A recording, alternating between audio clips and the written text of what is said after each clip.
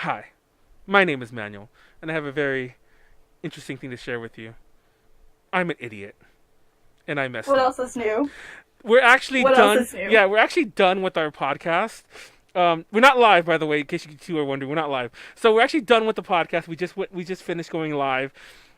Literally seconds ago. We just waved by, and now we're back here. So if you want to be really, really cool and hip, you can just restart it again. And I don't know why you do that. Please don't do that. Please do that, because that means you watch to the end. Um, But what you're about to see right now is is 20 minutes of nobody telling Manuel that his mic was off. Um, so I can tell you right now, there's going to be parts that I cannot cut out because it's in the middle of a conversation. So anytime you see, well, you can't really see my mouth move. Okay, so fun fact, I'm gonna go tell the story.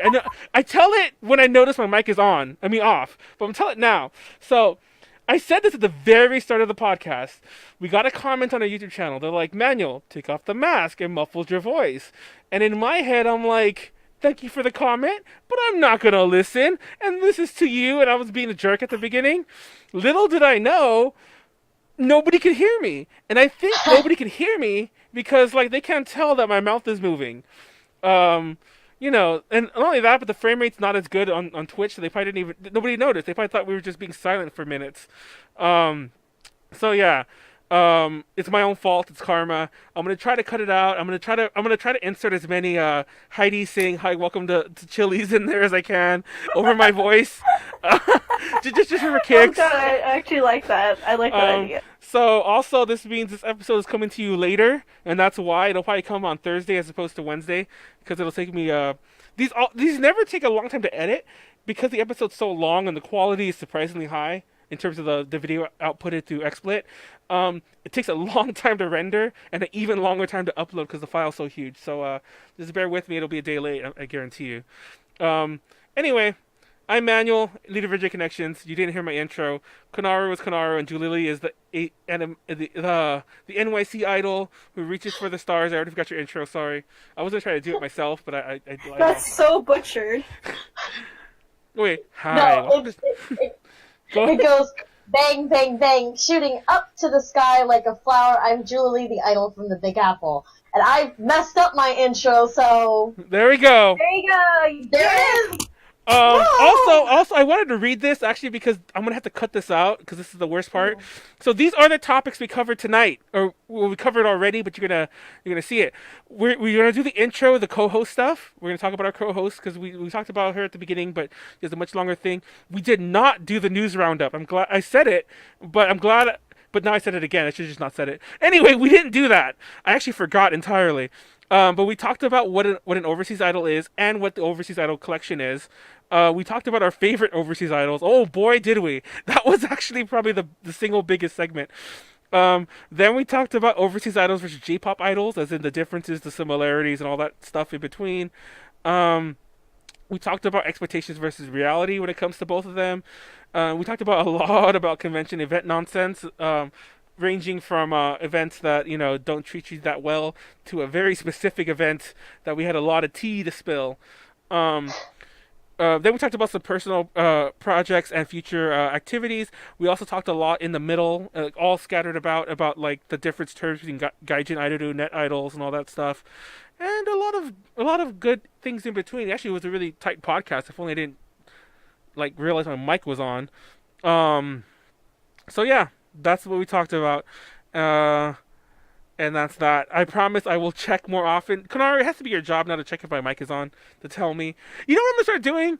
At the very least, I'm gonna start recording separate audio. I don't know why I don't do that, and I don't know why I'm still talking to the podcast people because that's that. Anyway, let's all like do like you guys ever watch like Wayne's World where they do the Scooby Doo like like doing this? Well, let's do that. Wait, Well, wait, let's do what? that. Let's do. Do what? Do what? Hold Oh, I on. didn't see We're gonna do that because I'm gonna like I'm gonna messy segue into the real episode. So everyone, next time you see us, we'll be in the past. that.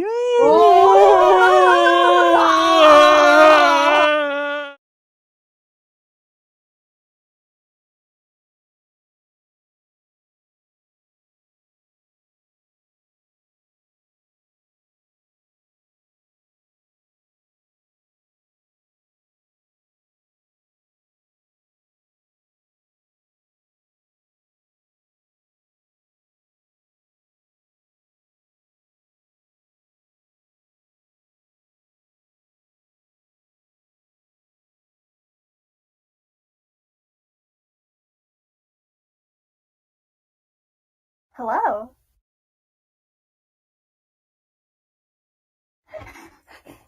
Hello.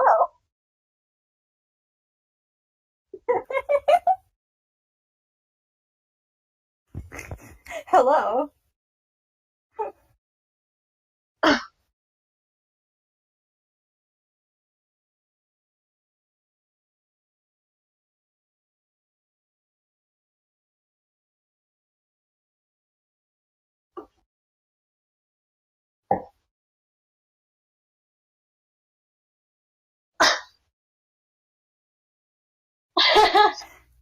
Jerk TM. Jerk TM.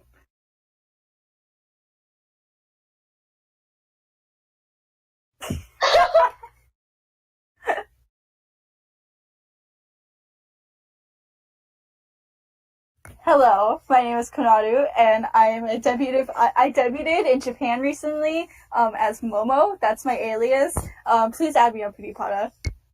It's not debuted, it's debuted. Debuted! I'm bad at grammar too. It's not my first language, actually. She does! I always do. Oh no.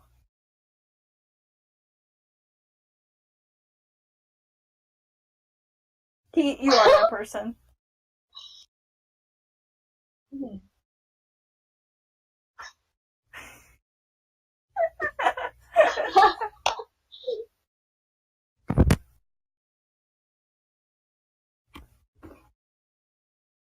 Grammar Nazi. Bang, bang, bang, shooting up to the sky. I am Julie, the idol from New York City.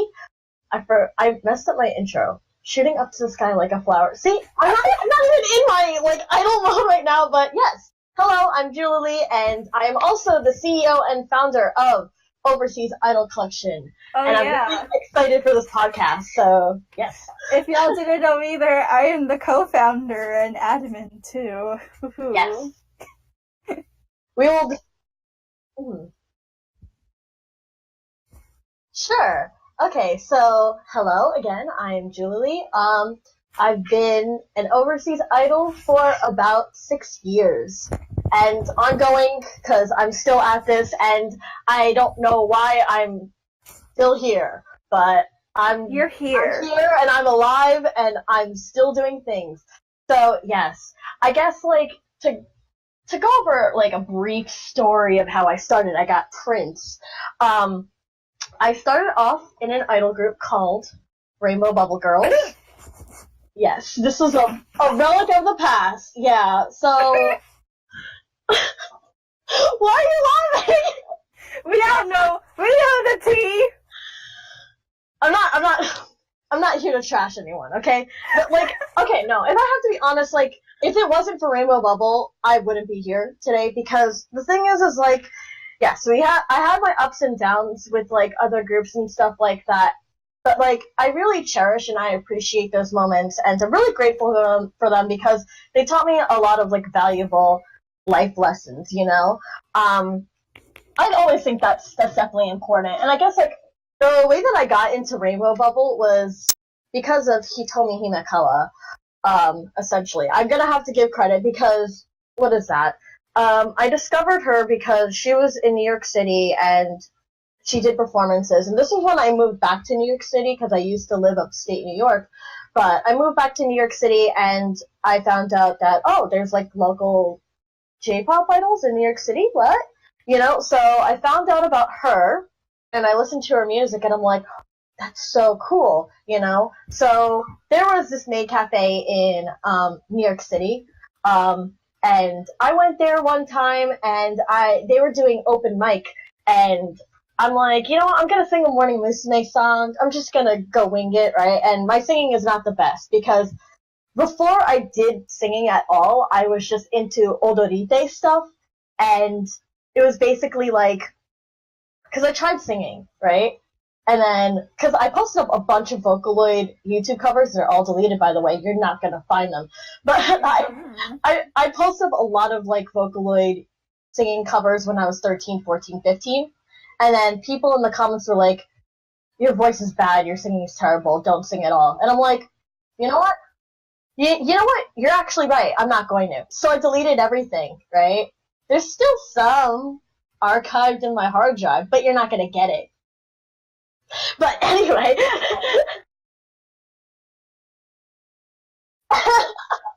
Yeah. But it's like, yeah, so I didn't sing for a while, and I just did odorite, stuff.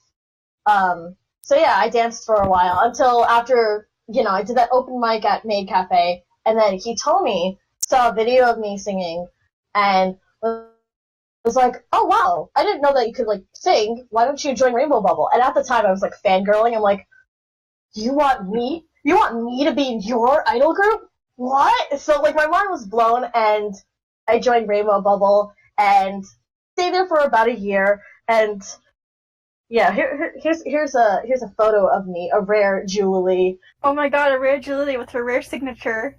Yeah, that's my. I always have to add that to my signature because I gotta emphasize that I'm the glasses girl. But yeah, so we had creative differences and things didn't like mesh out well. He told me he wanted to focus more on the business side of things because the thing is like we had our own studio. Like we had our own studio with dorms and the store attached to it. Like it's all like a 3-in-1. Like it came with a kitchen and a bathroom and everything and bunk beds and all that. So I was really fortunate to have a place where we could just go to rehearse and all that. But it was difficult keeping all of that like rehearsal and like running the store and like doing all these things at once. It was difficult to like keep that in mind. And also, like I said, creative differences. So we had to like disband because it was a little difficult for us, which was unfortunate. But these things happen and life goes on. And it was like later on that I started another idol group. This wasn't all the members that were in it, but this is Nova Drop. So I still have a Nova Drop print somewhere. Yes, I gave it to you when I was in Nova Drop at the time. Yeet. And yeah, I was the leader of Nova Drop, and it was tough because it's like every time I start off something new, like I always think beginning something is the most difficult part because especially when it's like I had the privileges to have like before with Rainbow Bubble, I had the privileges to have like a space to rehearse in.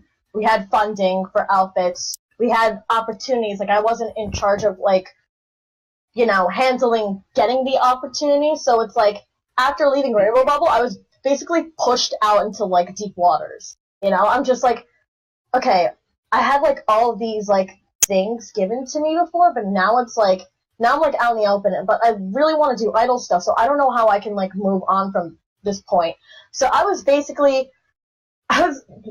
not only leading the group with like rehearsals and all that, but I was also managing a ton of things as well. And if there's one thing to keep in mind when it comes to running an overseas idol group is that I'd say 60 to 70% is managing the overseas idol group or yourself, and then the rest is just rehearsal.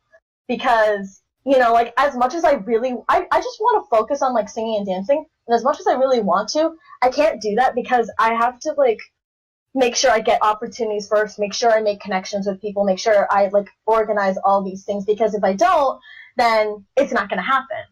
So, but yeah, and Nova Drop lasted for about a year or so as well, and it had its good run, but again, creative differences, but like I said, that's why I'm here now, and I also took another year to kind of like do some soul searching and find my own identity, and that's why I kept changing my stage name. But yeah, that was a long story, but that's how I became an overseas idol. That is how Julie was born. Yes.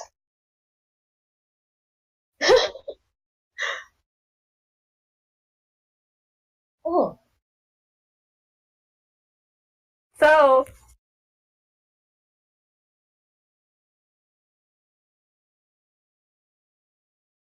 So, are you done, Manuel? Are you done? Okay, good. Like, just get that out of the way now. Okay. So, but basically an overseas idol is, So you're like an idol, like in Japan and everything, but you're not in Japan. You're outside of Japan. And you do regular idol activities like singing, dancing, modeling, doing your social media, all that, except you're a foreigner and you're doing it in your home country, or you could also be working in Japan, but just the essence that you're a foreigner and you're doing idol activities is what makes up an overseas idol. That's the big TLDR. Big TLDR. I'm probably missing a lot of things. That is a general summarization of, yeah. Connection. Yes, we are just a sub of A to J Connections. We're no longer Overseas Idol Collection. We are Overseas Idol Connection. Get connected for free with Overseas Idol Collection. Yes.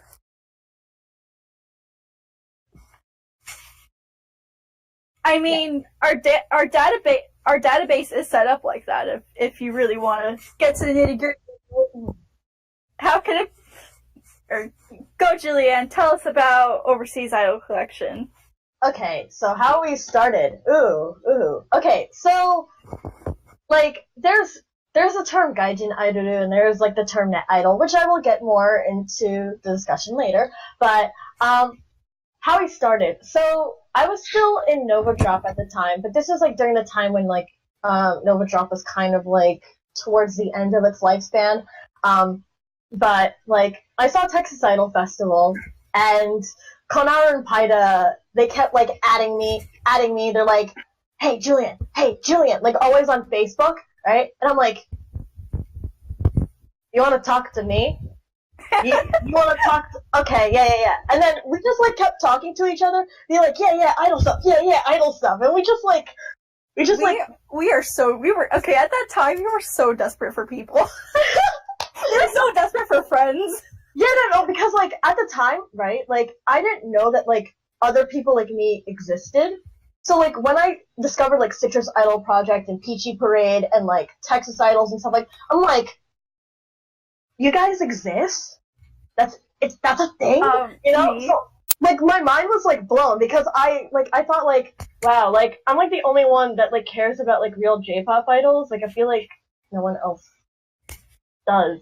But because everyone at the time and still now still cares about Love Live, and I'm I'm all alone. Me? I'm still all alone here, by the way. In the Northeast area, I'm still all alone. But anyway, so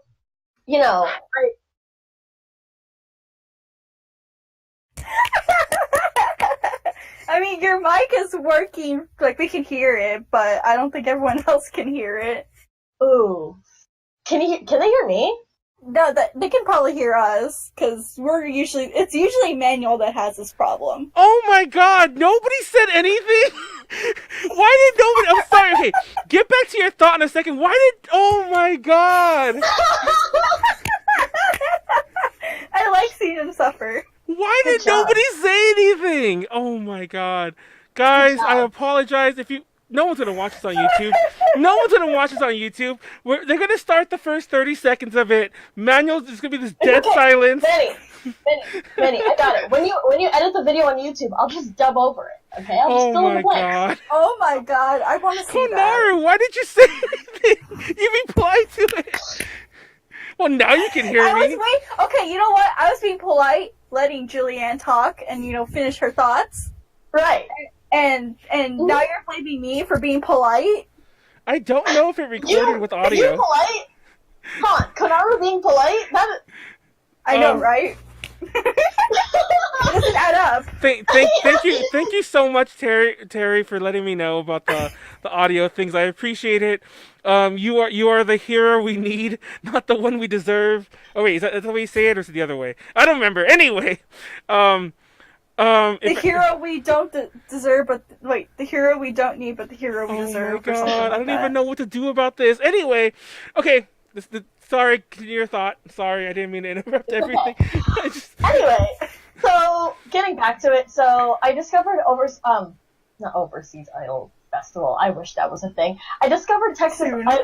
I discovered Texas Idol Festival. I'm like, guys are so cool. Like, I want to be a part of that, you know? So I'm like telling Konaru and Paida, hey, so like, I'm going to Texas. They're like, you're going to Texas? And I'm like, yeah, can you put me in a Texas Idol Festival? They're like, okay, yeah, sure. So I booked my plane ticket, and I'm like, I don't know what the fuck I'm doing. I don't know where I'm going, but it's an adventure. So I go there, and then it's hot and sweaty, and I'm like, okay, where's Paida and Konaru? I'm ready to fight them. And Konaru comes in with her, like, dusty car. Okay, that was not my car. That was Paida's car. Sorry, Call her out. Paida comes out with her dusty car. That's the Idol-mobile. She's gonna text me probably in a minute and be like, wow, y'all calling me out? We roasted her again. Okay. Like, I love the heat, so I wouldn't mind, but there was no AC, so if anyone else was in that car, you'd be dying. Like, the leather was, like, sticking to my thighs, and I'm like, yeah, juicy, love that. But, like, you know, so, like, that's a Southern hospitality for y'all. Yeah, and they kept saying stuff like, oh, you know, let's go to HEB, right? And I'm like, what's HEB, right? They're like, here everything's better, and I'm like, okay, but like, what's HEB? Here everything is better. And I'm like, what is that? And then after the weekend ended, I'm like, okay, so it's like a store, it's a department store. They're like, no, here everything's better. It's better. And at that time, I'm just like, I'm not going back to Texas anymore if you're gonna act like that. And she never came back. Oh yeah, see? But I guess I skipped over the actual Texas Idol Festival part. So yeah, I experienced my first Idol Festival, and it was a trip. It was a ride. Like time went by so quickly. I have vlogs on my YouTube channel, by the way. That's youtube.com/c/Julie, if you want to check it out, my vlogs. But, yeah, like, I had a lot of fun, and just being up there, up on stage, and seeing people, like, fill up the room, it was just like, I want this more, because usually when I perform in New York City, like, yes, there's people, but there's not that many people, and they're not, like, doing the chanting thing. They're like, good job. Good job. Or it's New like, Yorkers are silent hippies, that's why. No, wait, not silent, they're silent hipsters. No. People are allowed when they have to be, but you know, because I don't think like they don't really know how to react, right? And Normies. normies. But like, yeah, like it's just like most of the time, like it's kind of disheartening. Like even when they talk during my performances, like sorry, I'm gonna be a bit salty here, but even when people talk during my performances, it's like, why am I here? Why am I performing here? Because it's like, it's so hard to get opportunities. Like, I live in one of the biggest cities in the world. Well, sorry, one of the most populated cities in the world. And it's still hard to get opportunities here because it's like, I have to cut corners, and I have to, like, go to bars, and it's like, I have to go to cafes, and it's just like, okay, but, like, when am I gonna shine, you know? Like, I wanna go the distance, you know? I wanna go the distance. But, yeah. So, anyway, me and Paida and Konaru and, you know, just like a bunch of other people, like, we got together and we're like, you know, we need, like, a place for people like us. We need, like, a solid community, because I feel like if we band together, then we're stronger, you know? So, and it just started off as a Discord server of just us, like, fooling around. And the now, Discord server came first. Yeah, the Discord server came first. Like, I don't know if anyone knows. Yeah, fun fact, Discord server came first, and then everything else came after. Yes. Oh, shit. Yeah. We start off just fooling around, and then I'm just like, you know what, we should take this more seriously, and I just bought a website domain, and I'm just like throwing all these ideas together, and I'm like, you gotta do this, you gotta do that, you know, so like, cause I really want our community to be like known and successful, because there's so many out there out in the world, but we're all spread out, and we're all in different places, and people don't know about us, and yeah, that's how we started, essentially. It was all a silly idea for us shitting around. Oh shit! Yeah. I'm sorry. I realized what I did. Okay, everyone just seeing my. I tried to go to the Discord server, so everyone who wondered why you saw the OIC Discord server there for a minute, I forgot I can't touch that window. Oh man. Ha, loser. No, real talk though. Not to go back about my mic, but I just realized that like all the things I said weren't heard, like about the display case. Thank God I didn't talk that much. Like usually, I wasn't distracted. I was trying to gather some notes for other. Yeah, see that you guys can look at the thing right now. It's me on Discord going throughout the. Oh, that's embarrassing. At least it's relevant. It's the OIC Discord. But anyhow, I'm sorry. Did I catch? Did you finish your story? I was like, I got distracted. Yeah, it's okay. Continue. So, anyhow, now my little thing, Overseas Idols, by the way, in case you guys can't tell, it's funny because Overseas Idol Collection, you guys have done a really good job, like collecting, like, no pun intended, collecting people from like all corners of the scene. What I always found kind of interesting is that a lot of the people that like are associated with A to J, with the exception of obviously like Konaru and like Martha and a few other people I can't think of the top of my head, who are obviously very associated with it. A lot of them still operate on the fringes of OIC in general, which I always thought was a little odd. It's almost like we're too well, ours is much smaller, but we're like too not competing because that's not the right word I want to use. We're two friendly rivals, so to speak, of collectives. I think we're all in it, but we kind of have our own people like who just do their own thing, so to speak. But also, also, I should probably for those of you who didn't, well, all of you didn't hear me. We had a comment on it. This is also going back. Sorry, I'll jump back on topic again. But earlier I said that we had a comment on our YouTube channel. It was like the first one we've gotten in a long time, sadly, and it said, "Take off the mask because it makes your voice muffled," which it kind of does. But I'm like, that made me really want to keep using it, and I just realized that's probably why. Half of you probably thought that we just had awkward silences where we all just stood around like and we're thinking of what to say. Because like you might not have noticed that I was talking. That maybe I'm doing this, I'm not being animated enough, but you might not have noticed that I was talking. Because unless I talk really expressively, you can't really see anything move. Oh God, it's my own fault. See. And then you guys missed it because I told him we don't listen to you. We don't listen to you. We read them, but we don't listen. That's karma right there. That's karma. Anyway, disappointed. No incriminating. What incriminating messages? Moondoggy, did I miss something about Julie's conversation earlier? But before we move any further, I actually had a reason to bring that up. My whole thing about A to J's Overseas Idols members, so to speak. Let's talk about some of our favorites. And because nobody has heard me at all, I'll start with my favorites, Overseas Idols. Now, it's funny because I used to always wonder what the term was for these kind of things. Because until you guys like kind of put a name on it, as far as I'm concerned, I don't know what I would call them before. Like, yeah, there was. Yeah, I remember. Okay, so back then there used to be like the term gaijin idols, and net idol was the one I heard a lot. That was a big two. Either gaijin idol or net idol. Gaijin idol was usually for like the girls that did stuff in Japan, and they were like, or do stuff in real life, and then we had the net idols who just did primarily stuff online. And I remember back then, oh my god, remember when like broadcasting on Nico Nico was like the thing to do. Oh yeah, I remember that.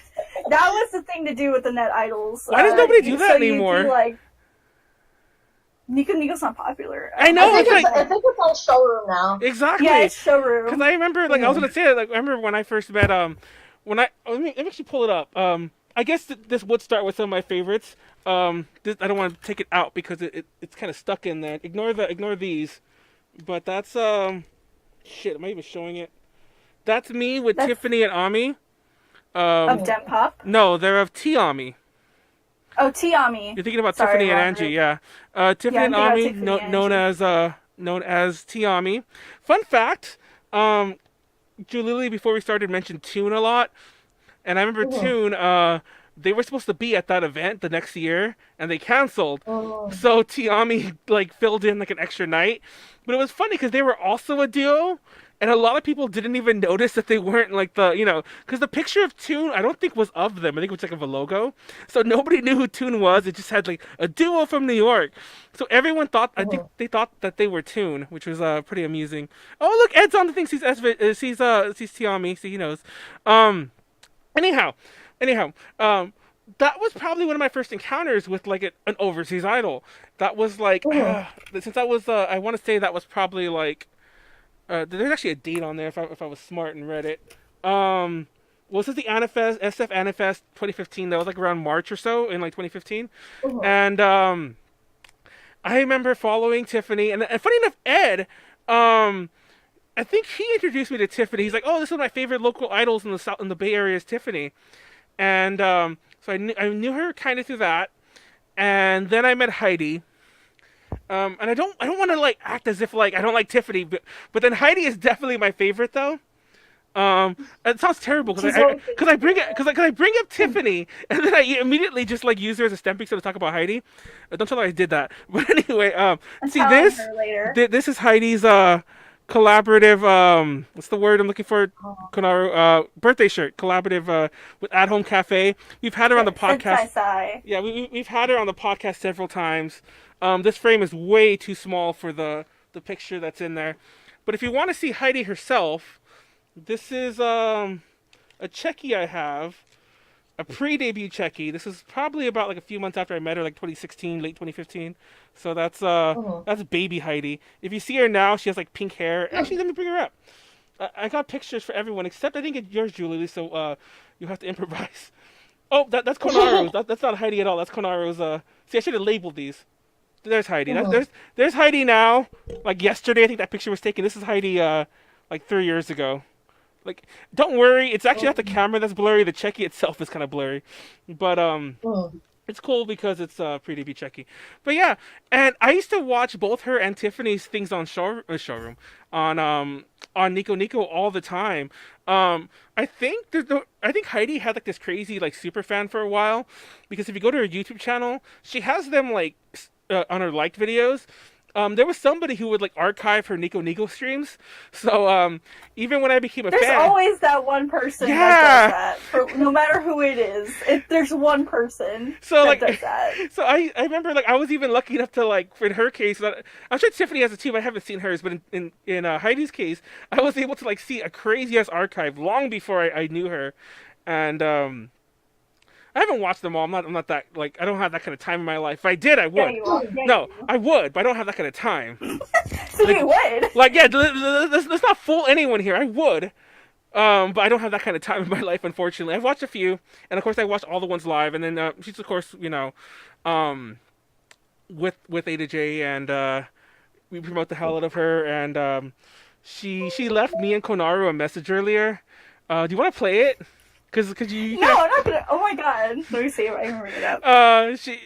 We have a chat with her, and by the way, if anyone in the chat has a favorite overseas idol, feel free to like start throwing them in there. I should have said that earlier. Yeah. But we'll give shout outs to anyone that's an overseas idol too. So we love y'all. Yeah. So Konaru and I have a chat with this Heidi, and this is what she said. Got it. She sent us this at 4 a.m. Play it.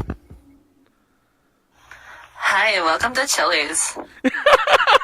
That is an idol right there, saying, "Hi, welcome to Chili's." The true idol. With the most like deadpan delivery ever. Welcome to Chili's. That's gonna be like all my notification tones. That's the best.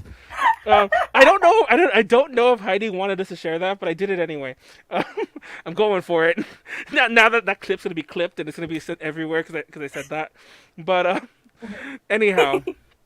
All right, I'm gonna start my journey. I'm gonna start my journey then. I'm gonna use my merch as like how Manuel did. He'll use his merch as like his storytelling thing. So I was a wee baby at home on the internet, just like anyone else back in 2012 in this fandom. I came across this group known as Pinky Project. Oh my god. Oh my god. Let me tell you, they were the idols of like 2011 to like 2013, 14. They disbanded, sadly. They were like the standard that we all aimed to be. And they initially inspired me to like, go for my own thing. So then, let's see. And so then I started doing performances and everything, and then a little while later, I met Haida. Yay! We met at San Japan, 20 something, and I started doing like opening performances for her because at the time she was like, I don't know if I can handle this much time, and I'm like, dude, I'll just fill in a little bit for you. She's like, okay, and that's how we got to know each other. So we like performed at each other's events, and we were super happy and everything. And then I don't know who this hoe is, but she here. Oh, so and then let's see. Oh, I have like this pre-ancient. Oh wait, I'll show that later. And then after that, I met. I'm gonna get her business card too. I don't know who she is, but I think she's one of my top favorites right now. Her name is Julianne. Julie. I don't know. But I'm a really big fan of hers. Like, oh my god, she's super talented. I hear she's overrated. What? Yeah, No I way. heard she's kind of the B word, because she's like kind of B word. She's a little too sharp-tongued. I don't like her speaking her mind. And I also hear that when she's on podcast, she brings bad luck, and we go an entire 20 minutes without a host's mic being on, and oof. Oh, well, we don't care big about that oof, host, so. Big oof energy right there. And then a little while later, I was like, oh, I'm going to go, after I create Texas Idol Fest, I heard about Starlight Idol Festival, which is started by some close friends of ours. They're part of a zoo. Yeah, that zoo group, the Stinky Zoo Animals. The Stinky Zoo Animals. The Stinky Zoo Animals. I don't know. And then when I went to my first SIF, I met one of my other favorites. You met me, Haiti. Shout out to her. She's part of Danzu Dash. Please go support Danzu Dash. Let's see. And then I started expanding a little bit more out to like other countries, and I really fell in love with like idol groups from like Taiwan and Indonesia, Philippines, China, and everything. You don't know anything about Taiwan. Shut up. And then, but the one group I fell in love with out of everyone. Oh, I pulled the wrong one up. I thought that was your segue to. No, I pulled it up. Last one. I pulled it up already. One. Oops. Yay! No, she's the last one. But yay! I fell in love with Bang. They are a Peruvian idol group. Sadly, they disbanded last month. No, yeah, last month. Yeah, they disbanded last month, right before Christmas time. But my Oshi from it, Helena, she runs a dance account on Instagram. So if you want to go follow her on Instagram, go look at all her Wasuda covers. I love her Wasuda covers. And then, let's see, who else? Who else do I have? Oh, yeah, and then Haley. I have a Chucky with Haley. Haley? I mean, not Haley. Oh, my God. I'm telling Heidi. Hi, welcome to Chili's. Hi, welcome to Chili's. And I have a Chucky with Heidi. This is during my first Japan trip. I didn't know Heidi was actually an idol till, like, a year before I joined A to J Connections, and I fell in love with her. It's funny because, like, all of my talk, here you are mentioning, like, 30 people. I mentioned Tiffany very briefly and just went on about Heidi for the rest. But I think it's kind of accurate. I do want to back up while you're getting your stuff together. I do want to back up a little and also mention that I am huge fans of Tiffany in general. I go to everything of hers. I also love Angie. That's the person that she does Dem Pop with. And Ami, the person she does Tiami with. I don't know if it's nepotism because they're all like A to J or A to J related, but I love them. They're all like my favorites. Them and Heidi, and Unfortunately, I haven't seen most of you guys except for like maybe some dance covers here and there. I don't think I've ever seen a live of you, Julie, even though I'm sure they exist. I just haven't seen them. Just Yeah, it's uploaded because one. I mean, okay, the thing is like I'm trying to fix my whole branding thing because it's Yeah. like I kept like changing like how I post things because I kept So it's changing her my old page. branding.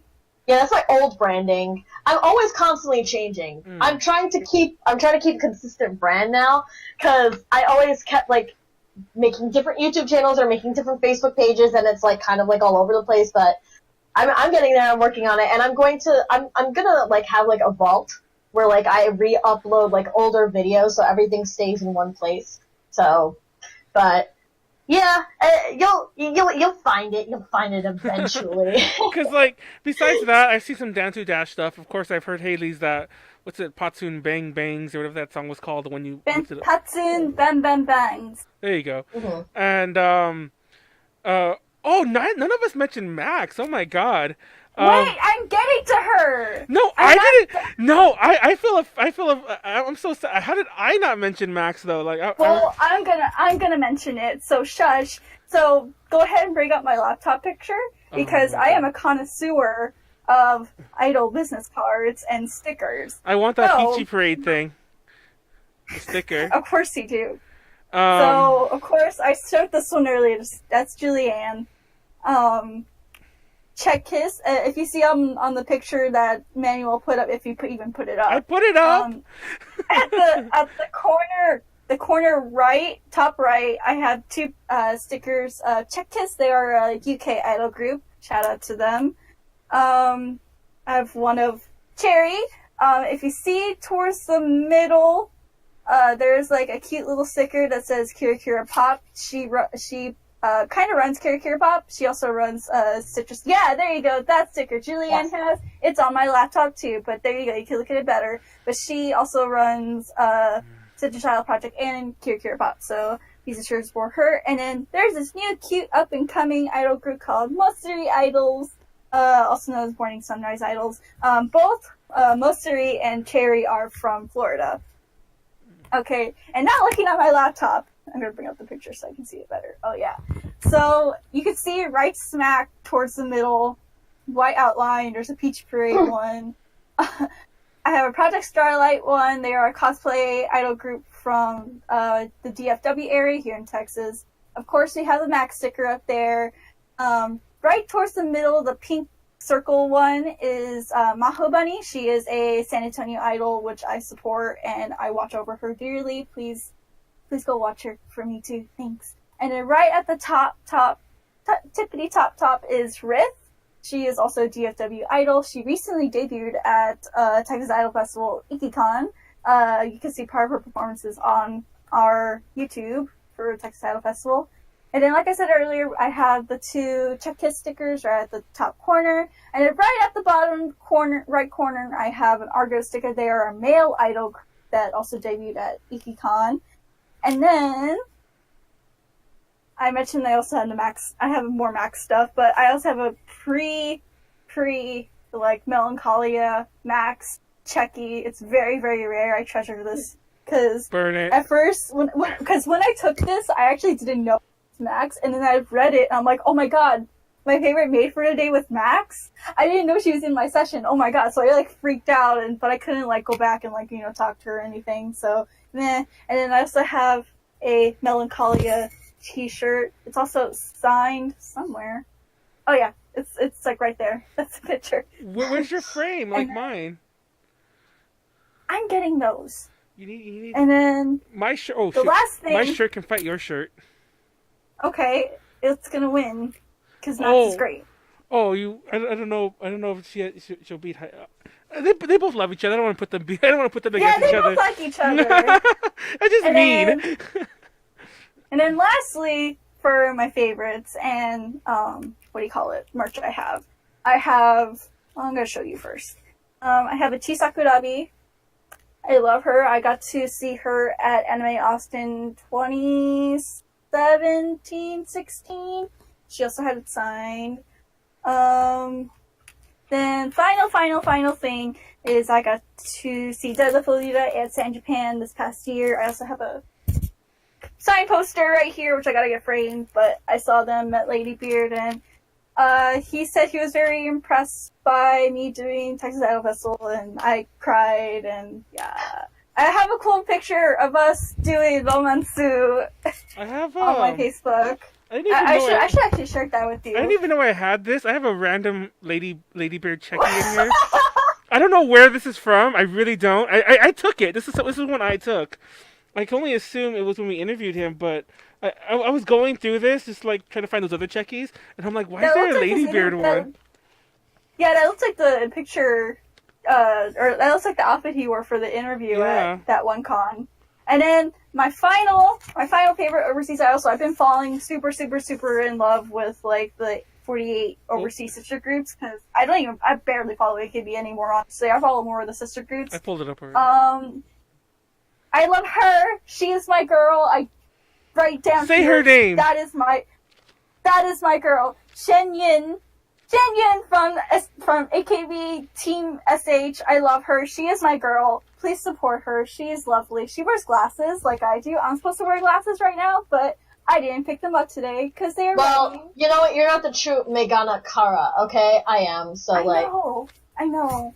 This And I also like music and Shorthand from BNK48. But yeah, that's all the overseas idols I like. I like every. I have a crap ton of Chisakurabi checkies too. Oh my god, give me those. That one's signed. Actually, they're both signed. Never mind, I'm blind. But I want them. But yeah, no, if you come up to me and ask me, do you like this overseas idol, I will 99% of the time say yes, because I support everyone. I try to buy merch and support them in any way I can. Yeah. There's That's Molly. for me. There's Molly doing Molly Molly! thing. Molly I Suga. love her signature. I know. There's actually other. I wish I'd gone through that. There's actually like Angie's in there, but I'm like, oops. Konaru apparently has all these idols to talk about. I just waxed poetic about Haiti. I called her Haiti. See, then it's you say Haley, and like we get Haiti. Oh yes. Shen is also my phone background. It's the same picture.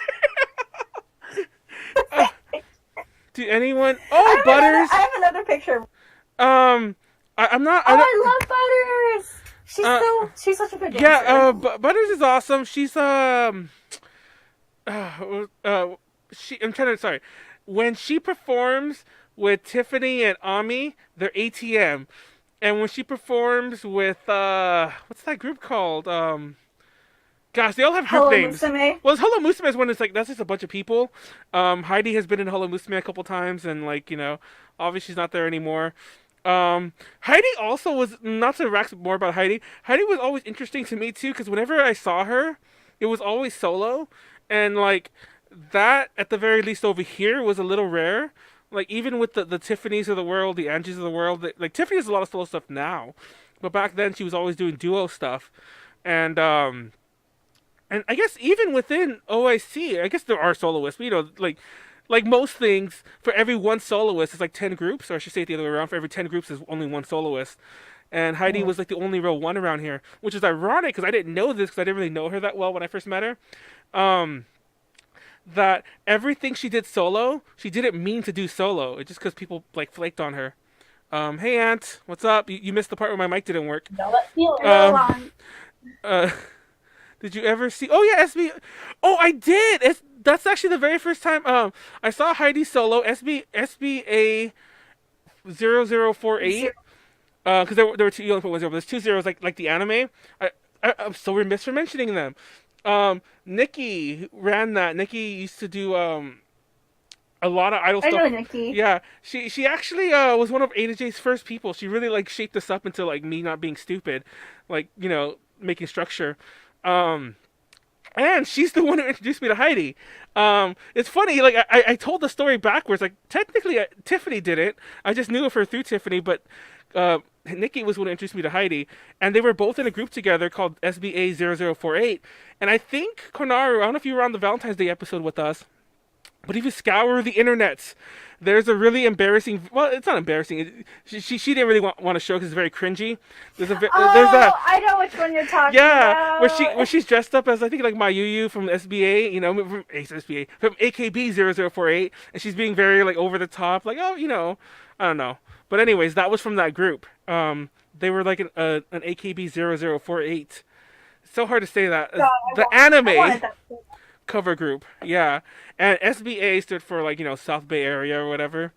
So yeah, I they actually I think were the funny enough that this is brought up. They were the first overseas idol I ever saw, not with Heidi 'cause she didn't come down with them, but when I started A to J, like the first ALA we went to. They were performing there. Once again, it was without Heidi though, but yeah, and I saw them there, and then of course I saw them at Fanime, and then they did a few more things, but they kind of broke up that year because a friend of like everyone started moving, including Heidi, obviously after a while. But yeah, R.I.P. SBA 0048. Anyhow. All right, Jillian. I know, Go. Tell us your real story. fast. I really thought. I apologize. We actually do have other topics, but I didn't think this would be so hard for us to talk about briefly. We have such a love for these people. I swear to God. Yeah. Anyway, Julie, go ahead and There's go a on. lot. There are. Oh my God. Speaking of a love for these people, so I don't have any favorites. I love everyone in Overseas Idol Collection. Like, it's really, like, even if I really can think hard about, like, my favorites, I really can't think of, like, any specific favorites, except for myself, of course. No, I'm just kidding. But, like, Damn. okay, no, not kidding. But, like, okay. The rumors Besides about me you were being true. Besides me being egotistical and all that, no, but seriously, I really sincerely, like, love everyone, because if it wasn't for everyone, like, the community wouldn't exist without every single part, every single member. So, I guess I'd rather, instead of telling you about my favorites, I'm gonna tell you about the stuff that I have and my experiences that I had with them. So, Oh, I should have done that. Dang. yeah. Well, Because I love everyone too. It's like they weren't. Honestly, I didn't even consider most of them my favorites. I'm just like, wow, I love these people. Look at these people. Aren't they great? so, like, I guess starting off, Shiawase. Yeah, so where did I get the CD? My friend had the CD and she gave it to me and I'm like, ooh. So yes, I have Shiawase. That's CD. a relic from the past. Yeah, I know, right? That is a relic. And of course, gotta have Honey Hime. Bitch. Yes, like they shouted me out at what? Are they the ones from Italy or wherever? Yes. Oh, okay. They're so good. What is that? So they shouted me out in their Q&A video, so I'm gonna shout them out. Thank you, Honey Hime. Love you guys. Fushiko said that, like, I was her favorite idol, and I'm like, Oh my God. I love you all, but yes, they're awesome. And, like, they said in their Q&A video, it's like, you're Italian, come to Italy, and I'm like, I want to. Like, so, okay, let me get to the checkies that I have, because I got a lot. So, I want my checkies back. I'm going to start off with a group called Stellar. Now, this is really blurry, but this is their latest song that they performed at Anime NYC called Embers of a Fire or something like that. Embers of a Flame. I forgot the title. Embers of the Phoenix, I think. Yes, Embers of a Phoenix. I'm so sorry. But I saw their performance at Anime NYC, and let me tell you, I saw their first live performance at Katsucon, and just seeing their improvement over that time, it's just like, it's like, my mind is blown. Like, they do all of their music themselves, they make all the costumes themselves, like, they really, like, they go all out, you know? So, I just love seeing the effort that they put into, like, their shows and everything. Next one up is Peachy Parade. Yes. Gotta love them. Oh my God. It is. So, like, in this photo specifically, right? So, what is that? They were there for a Kyari Kyari Pamyu concert, and they're like, hey, we're in New York City. And I'm like, what? they're like, yeah, we're in New York City. And then I'm like, oh, dang. So I'm like, okay, can I hang out with you? Can I please hang out with you? Can I please hang out with you? So it's like, I'm like there, like, I'm working at my fast food joint. Yeah, I work fast food. Oof. But like, I was working at my fast food joint, and I'm just like, I'm like there, I'm like waiting at the cash register, and I'm just like, can I leave work now? Because like, I really don't want to be here. You know? But afterwards, I got out, and then I just dressed up, and I put on my shoes, and I'm like, I'm gonna go see Peachy Parade, and we had, like, a really fun time at karaoke.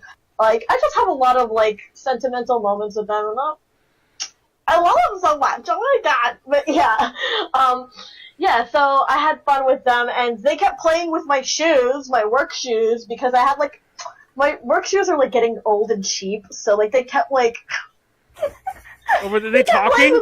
Were they talking? Are they those kind of shoes? Yeah. Your shoes talked. Because it's like my shoes got like so like messed up from like the oil, because I'm always like running around, so it's like and I didn't have like money to pay for new shoes, but yeah, it was just fun hanging out with them, and this is my most recent one, but ice cream. Yeah. Oh yeah, we saw ice cream mentioned earlier in the chat as well. Yes.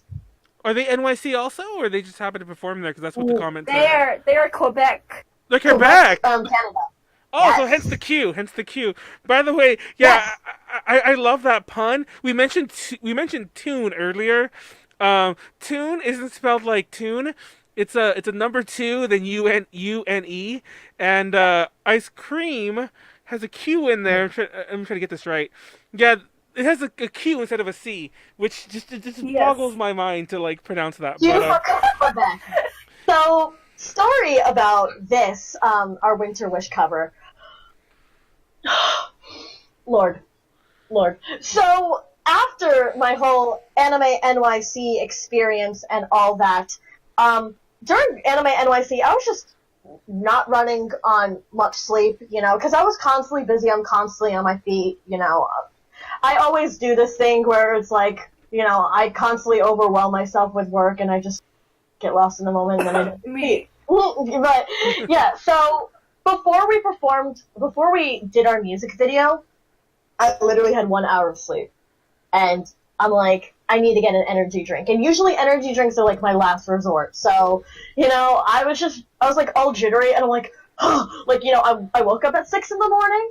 You know, I got dressed and everything, and I prepared, like, I was also, like, in between each night of, like, the convention of Anime NYC, I was, like, dip dyeing my jacket, and I was, like, removing the color and then dip dyeing again, because I'm not good with dyeing stuff, but, like, I wanted to dye my jacket for this cover, but I'm, like, there with the hot boiling pot of water, and I'm, like, talking to my friend on Discord, and I'm like, yeah, they're like, shouldn't you be getting sleep? And I'm like, nope, I have to do this. I have to, I gotta do this. So, yeah, so woke up 6 o'clock in the morning. You know, usually my commute to Manhattan is 2 hours. If I wanted to make it 1 hour, then I have to pay more money, but I'm a cheap ass, so I would do 2 hour commute. Get there at the studio at 8 o'clock in the morning, and we start rehearsing, and literally, from 8 o'clock, all the way till literally midnight. We spent that time filming the music video and taking photos.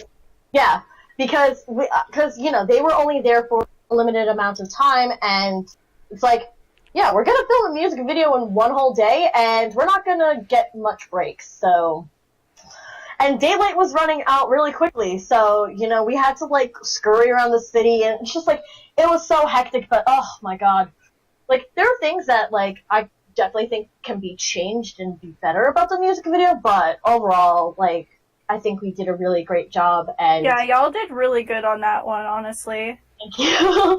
Like, it was so hectic. But yeah. Now, next one. Speaking of Tune, I have a lot to say about Tune. Is it anything juicy? No, just kidding. I would have spilled some tea here about Tune.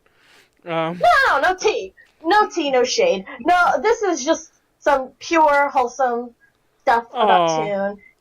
Yeah, this is, we were performing at Japan Music Junction, and this is an indie idol group called Chica idol group called Lip Verm. And their concept is like one of them is the angel and the other one's the devil. So Oh my god, my life. yeah, I know, it's so cute. But yeah, they were performing at there, and this is a photo with me during their debut live performance. Their first outfits. So that's their debut performance, and then this is me with them during their last performance. And because Sneko, the one in the pink hair, she had to move away to LA, and I miss her so much. Oh, is she in LA right now? Can we have the Toon Tiami like meet up now? Because I don't know if they know the other half to that side of this. They probably don't remember that event, the event they couldn't go to for whatever reason. But but yeah, I'm like, oh look, let's do Toon Tiami. Do it with just Tiffany, and it'll be like Tune. I don't know. I'm trying to Tune. Is that even a word? That doesn't make any sense. I'm making it happen. I'm gonna tell Tiffany right now. Anyways, go on. Next up, I have like these Sneko keychains. Like the art is all done by Sneko, by the way. I also have a Toon keychain, but I don't know where that went, and I need to find it. So it's somewhere.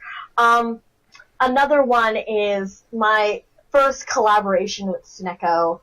This was during Christmas, and this was the first time I actually used wireless microphones, so like it was kind of tricky to work with. Not wireless microphones, the headset microphones. But yeah, there was that. These are two photos.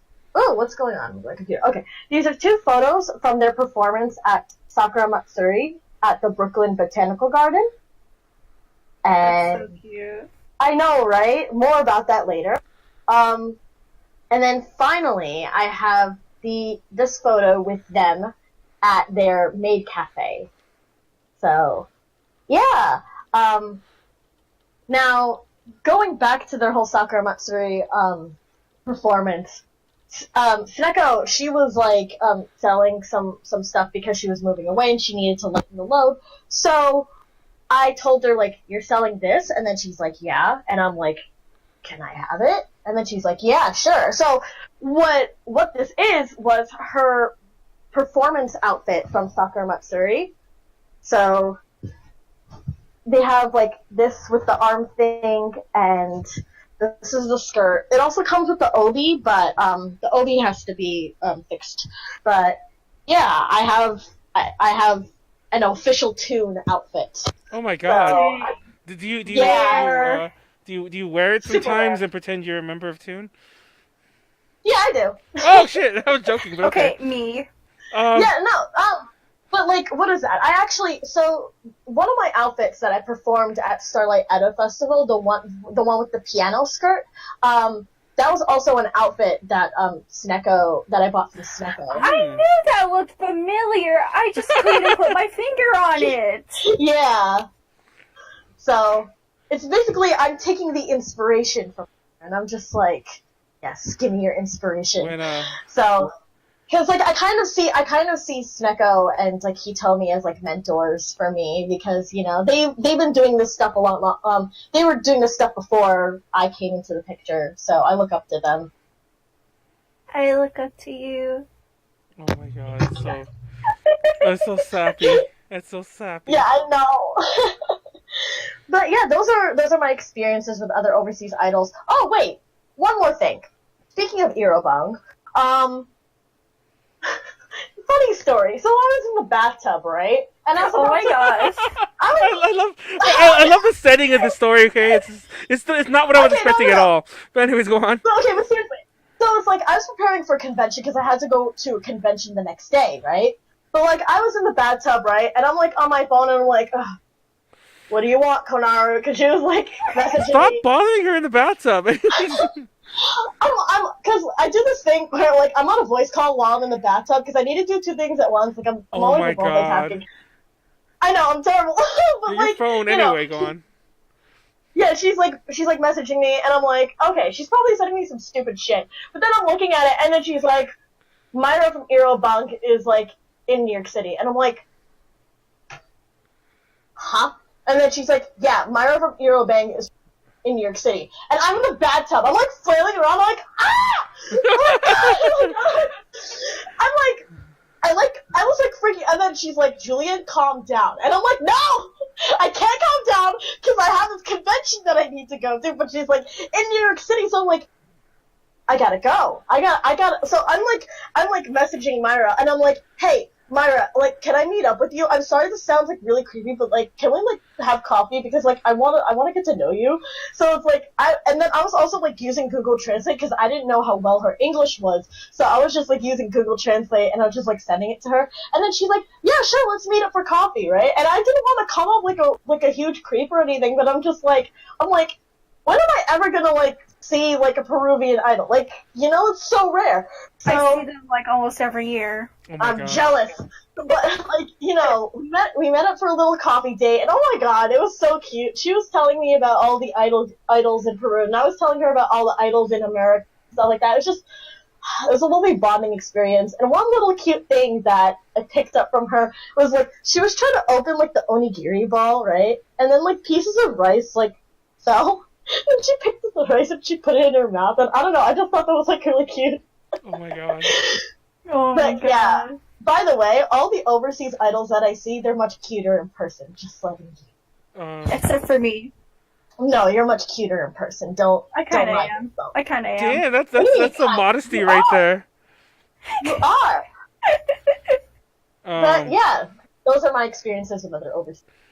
yeah. Also, I love the whole overseas idol concept stuff so much. There's also obviously there's a lot of performances that they have here, but for those who don't know, because even if you go to YouTube, only like half of the panels that we upload have them included because of reasons that I just don't want to deal with. But every panel involving idols in any shape or form will have an opening performance of some sort. We've had Heidi in the past. We've had Dempop all over ALA this past couple weeks. We've had Heidi. We've had who else have we had? We had actually I think it's only been variations on Heidi, Tiffany, and Angie. But and it's funny because Konaru. Oh, Molly. How can I forget Molly? We've had Yeah, Molly. too. Oh, we've also had Pandes. That was Amanda and Des. And Amanda is like she debuted in an idol group now. She's in an indie idol group in Japan. Wow. Yeah, and you remember? Well, you might have known her before. I knew her before too. But you remember Amanda, right? She did the opening thing at ALA last year. The opening thing. Yeah. Yeah. So now she's in an idol group. Funny enough. So yeah, I love it. Also, I forgot to share these. These are some of this is like that feel when an idol flips you off and does it in the checky. So Oh, is that the rare Heidi one? Oh my yeah, God, I it love is. this because this is a really old one. This is like, gosh, I don't know when. That's like 20. That's like late 20. That's mid 2016, and that was like last. Yeah, That was it like was. last year, and they both say "fuck you." Well, "f you," Manuel. Both of them. Actually, I think that one does say "fuck." That says "fuck you," Manuel, and "f you," Manuel. See, she got more polite now that she's an idol in Japan. She's like, I probably don't want to, you know. So like, "f you," Manuel, as opposed to anything else. It's funny because in the chat I'm like, oh, Snako's like super sweet. Heidi's super sweet. She like flips you off or whatever. No, just her personality. I'm sure a lot of other people are like that too. She's very mischievous, you know, on the DL. But she's not a bad person. And she sends 4 a.m. Welcome to Chili's messages. Everyone, go back and save that thing. Sorry, by the way, I have been so distracted about like not with anything else, but the fact that my mic wasn't on for the first 20 minutes. I'm just not gonna. Are we gonna keep mentioning it? Yes, because I don't know what I'm gonna do about the editing. Anyway, so let's talk about overseas idols versus J-pop idols. This is actually a huge thing. Now, it's funny. I brought up Heidi for a reason because I wanted to go into that. I didn't just bring her up again for the fuck of it. But now we actually discussed this earlier because I'm like, would Heidi still count because she's in Japan now? And obviously, obviously the first reaction is straight up yes.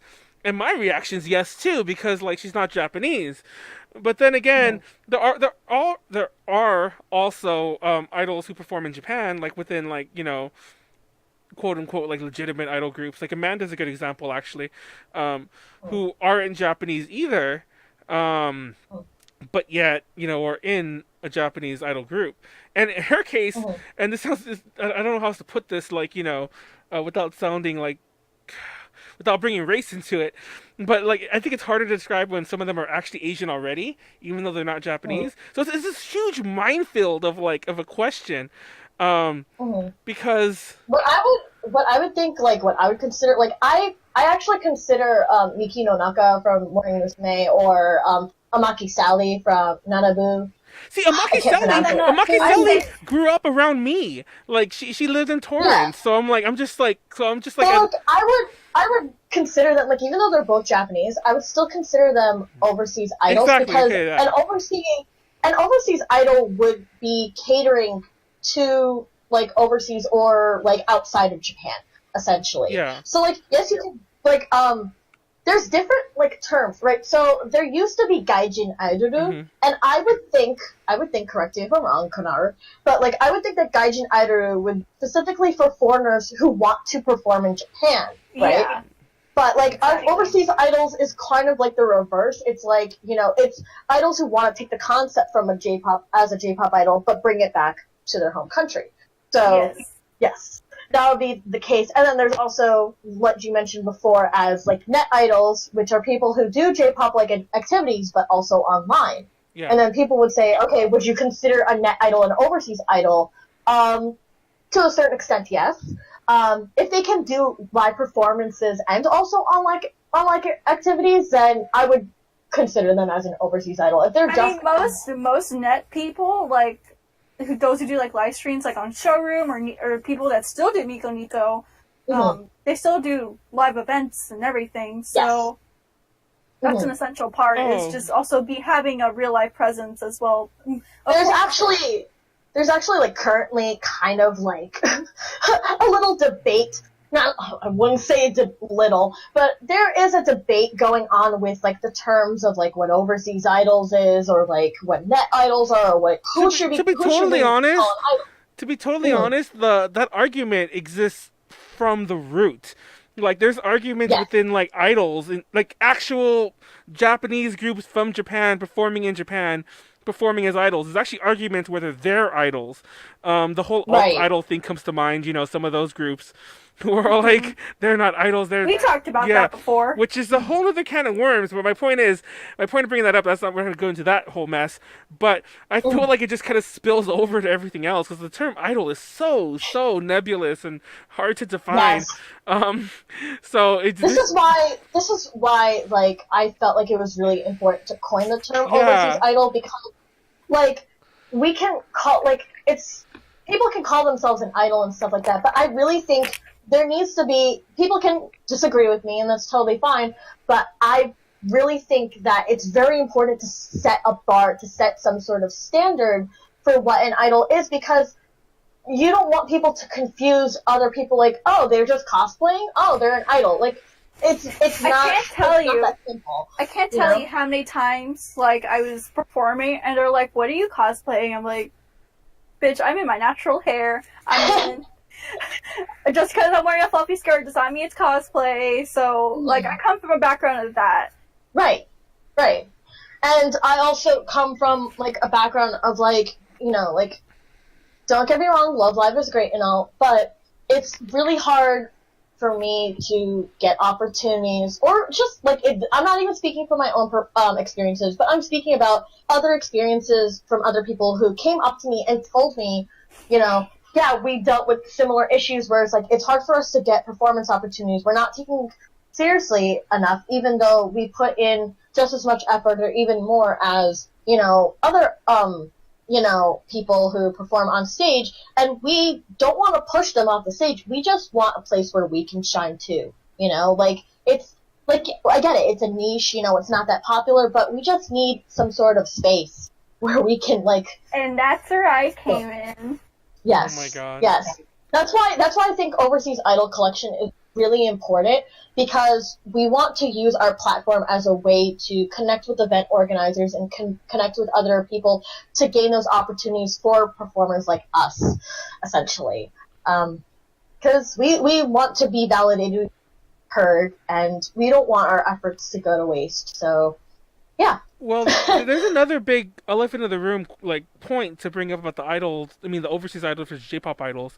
Also, fun fact, It shows how well I read these notes because you did write Net Idol and Gaijin Idol in here, and I guess I did not read that Yes. until this second.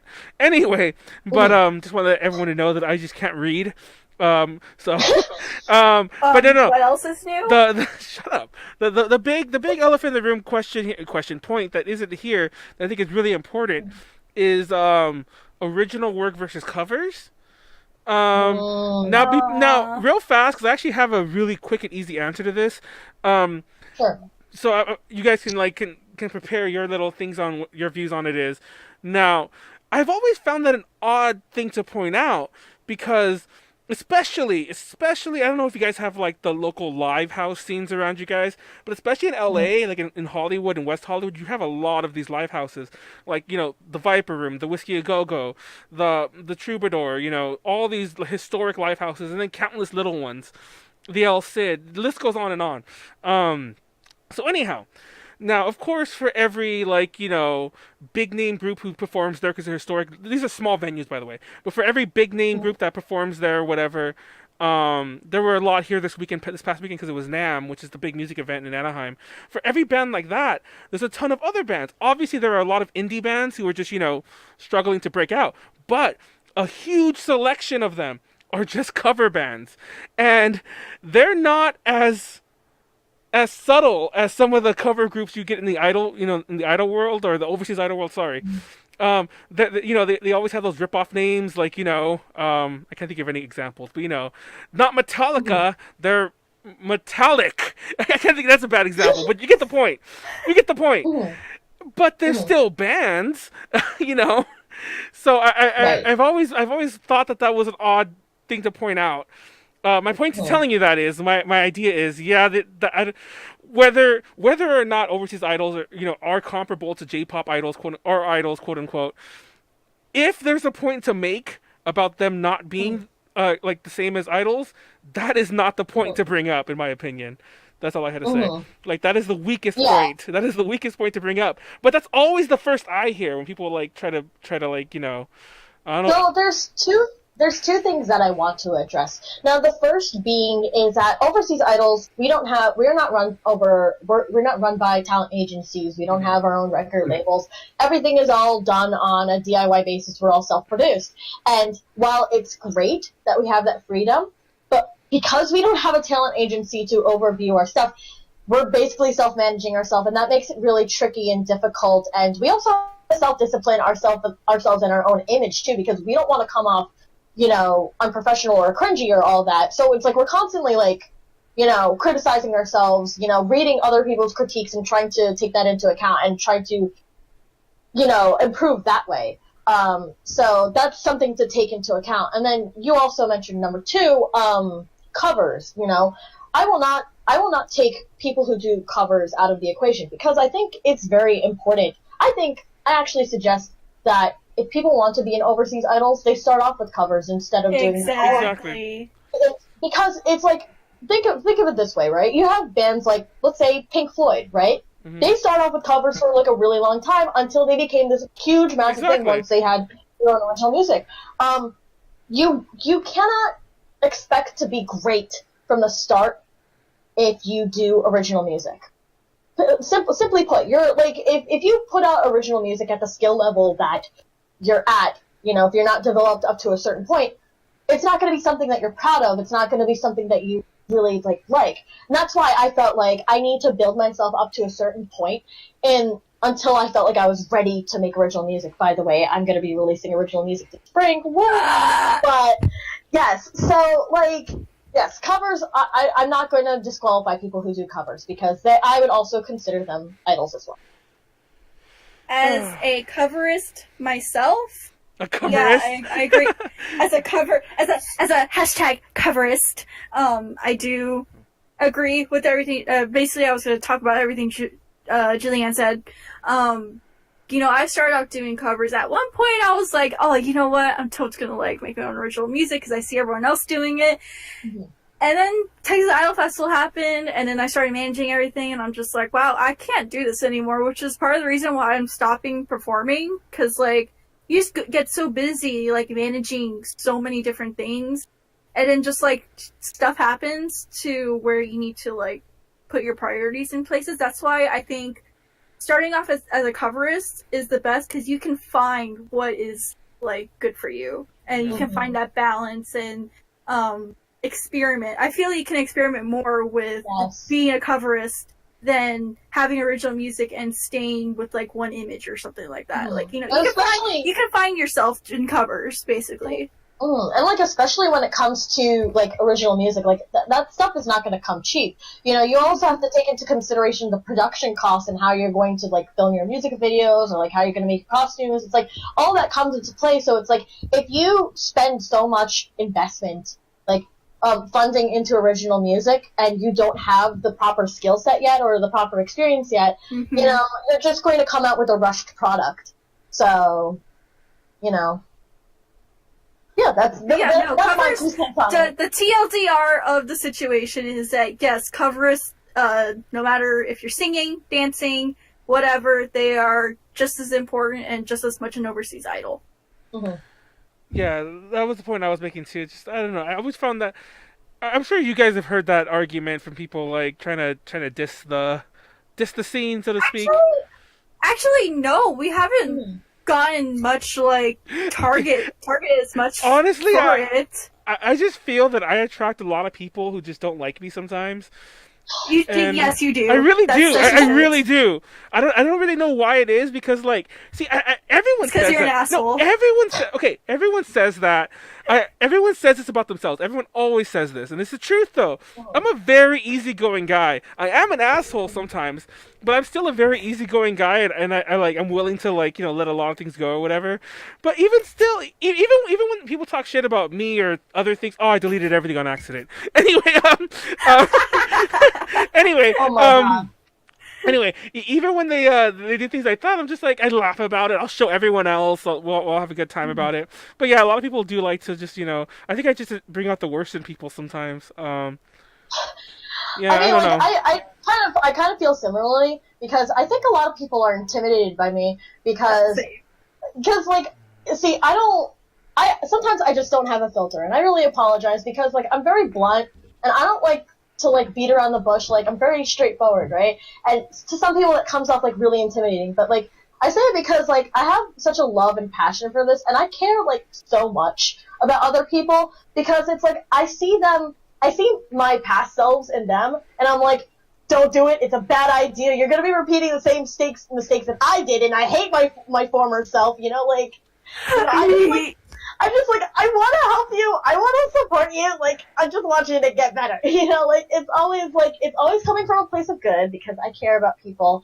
And a lot of people, again, even though, like, you know, they're intimidated by me, I'm always going to seek them out first, you know. I personally don't like talking to, like, okay, no, I like talking to people, but I don't like initiating the conversation first, you know. But I'm like, you know what? No one else is going to do it. I'm going to have to force myself to do it. And from doing that, I started to learn how to become a better conversationalist just by, like, putting myself out there.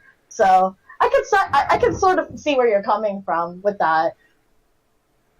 So interesting thing. Everyone, Martha told me the same exact thing about me. Not like just me being like very intimidating to people, because like, I don't know if you see when I'm in like business TIF mode, I get like super like, oh yeah, no, hi, how can I help you? No, I feel the vibes. Like, this kind of derailed into what's wrong with our personalities, but real talk, Konaru. Like, I won't name names, and I won't say who they are, but there are times when we're involved in feuds, and like, I feel that I could diffuse it. Like, don't get me wrong, my first reaction is to go off too, but then when I calm down, I'm like, I could diffuse this, but Konaru can't be involved anymore because I'm always like, because Konaru just like also can have no filter sometimes when she's like in her mood, and it's not. Don't get me wrong, it's not like you're in the wrong. It's just that like when it comes like anything that any kind of like, you know, compromisey type thing, both of you have to give in a little, but Konaru's not that person. And I speak my mind. Yeah. I think this is why me and Konaru are like this. Like, I know. We're so close. Like, we're just so like honest with each other. Yeah, because there are many things when I No, like, so like I was saying, when I'm in my super like TIF mode, like, hi, how can I help you today, sir? Like, you know, very professional, very like Genki, and like, you know, I have like that customer service. There you go, customer service attitude. I have do that the same thing.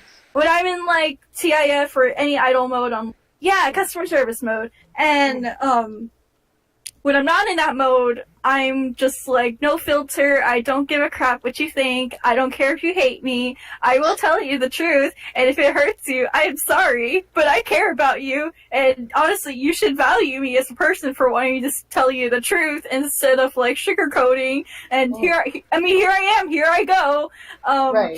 Telling hard truths right now. Like, I feel people who are brutally honest are like the people you want close with, because they're the people that actually do care about you, and like respect the people that tell the truth. That's all I gotta say. Yeah, I'm not fake. I don't like fake people. I'm gonna put this as its own little clip about like, why does everyone hate Manuel? Why does everyone hate Konaru? Why does everyone hate Lily? And all of our haters are gonna come together and like point out the video that we're horrible people. Oh, good. I want them to, especially this one person. Shout out to her. Oh my god! You know, the stuff I want to say is about her, but I'm not going to. So we'll just move on. We'll talk about it after. So let's move on to the next thing, actually, because I feel this ties in a lot closer, very closely to what we just talked about. Expectations versus reality. Oh, let me read this thing real fast. It's weird how work mode could be so different from like the how you feel your base personality is. I think everyone. Sorry, somebody commented in the chat about how weird it is work mode can be so different from like what you feel your base personality is, and then Hadopon again commented, that's what I expect about you. It's best to be upfront and spill the tea. Now, both of those are good things to say. For Hadopon, it is, but I don't know, like, I don't know, maybe like, once again, I think I'm too easygoing sometimes. Like, I think younger Manuel would have been like, no, I'm on Konaru, so we're going to fight this. And even to this day, I have some blind... We're young kids. Manuel's like an old man, yeah, that's I'm why. like, That's why he has these... Calm down and talk this out. But no, I think everyone does have that like, alter ego. I don't want to say fake personality, but everyone has the alter ego. It's just the way people are. Anyways, expectations versus reality. Now, this is an interesting one because, now, you guys mentioned this earlier. Now, I'm not, once again, because, I can actually say this right out, because, obviously, I even mentioned Heidi came from an an anime idol cover group. Without even knowing for sure, I'm going to assume that Konaru has been in a Love Live cover group or two of herself. Nope, oh, you I haven't actually. Oh. Nope. So, okay, well, I ain't going near that crap. Okay, well, you kind of said it kind of what I was going to leave it into. Now, I don't want to badmouth anyone who does anything, like, period. That's not what I'm trying to do here. But I think the biggest expectation versus reality topic is from the outsiders, and by the outsiders, I mean, like, somebody looking through a program guide, somebody, like, browsing through events at an event. That sounded weird, but, you know, like, they're not all cons. You know what I mean? Somebody's like, oh, there's, Texas Idol Festival, somebody's going to A-Con. Oh, Julie Lee, you know, the NYC Idol's performing at whatever event this is, or whatever, just a concert. Those people might have a preconceived notion of what these kind of things would be. And especially in the con scene, I feel that the first thing that jumps to mind is, like, Love Live. You want to go first? Go ahead. Yes. I'll let okay. you guys go. Okay. Before you get into that, I want to just brush over what you talked about alter egos, right? Yeah. Now, I actually talked about this really briefly in my Facebook status, but someone asked me, you know, like, is it important to emulate fully what a J-pop idol is and take their mannerisms and put it into your own persona and what have you? And the thing is, I guess you can think of being an idol as being an alter ego. But I don't think it's you being a separate person or you putting on a fake person. Separate, it's being a whole completely different identity. Yeah, I think being an idol is an extension of who you are. When I perform on stage, right?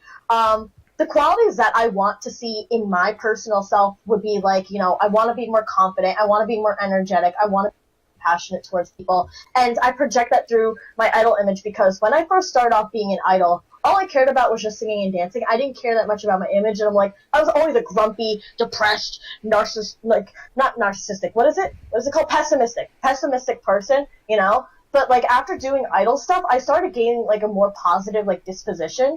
So yes, I think being an idol is an extension of yourself. But anyway, getting to the Love Live thing, you can go Konaru. Okay. I forgot where I was going with this, but don't worry, I'm gonna find my place. Okay. So that whole notion of like someone going through a programming book and everything, I think I'm probably being a little narcissistic here, but I think I changed that over here in Texas.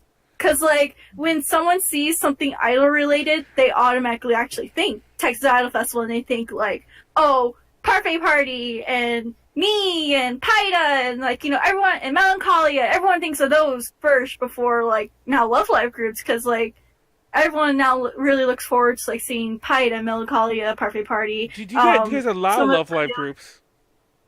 You used to have a lot of Love Live groups. Now we only have 4 or 5 in the whole state. No, but I mean, does TIF allow Love Live groups in their lineup? Because the problem... No, we don't. We don't, Manuel. We only have 2 per festival. Okay? No, I'm just kidding. No, the problem is, I don't remember where it was. I might... See, this is funny, because I'm kind of in the know, but I'm not keeping up with everyone's activities. I'm busy on my own end, whatever. But I'm in the know. Like I know what TIF is. I know who you are. I know who both of you are, even if you know Julie's not really involved with TIF. But just as a casual glance, at one point I remember specifically looking at either a group of lineups, like maybe just pictures, or maybe I tuned in at the wrong time on a live stream or on somebody uploaded a video. But I saw a Love Live group, and I was so confused. And like I could have sworn, I think it was both. I think I saw him in a picture lineup, and I must have just tuned in at the weirdest time during a video. Besides watching one performance, I think from Max and one from Parfait Party, I don't think I've ever seen anything else like live from TIF but a Love Live performance.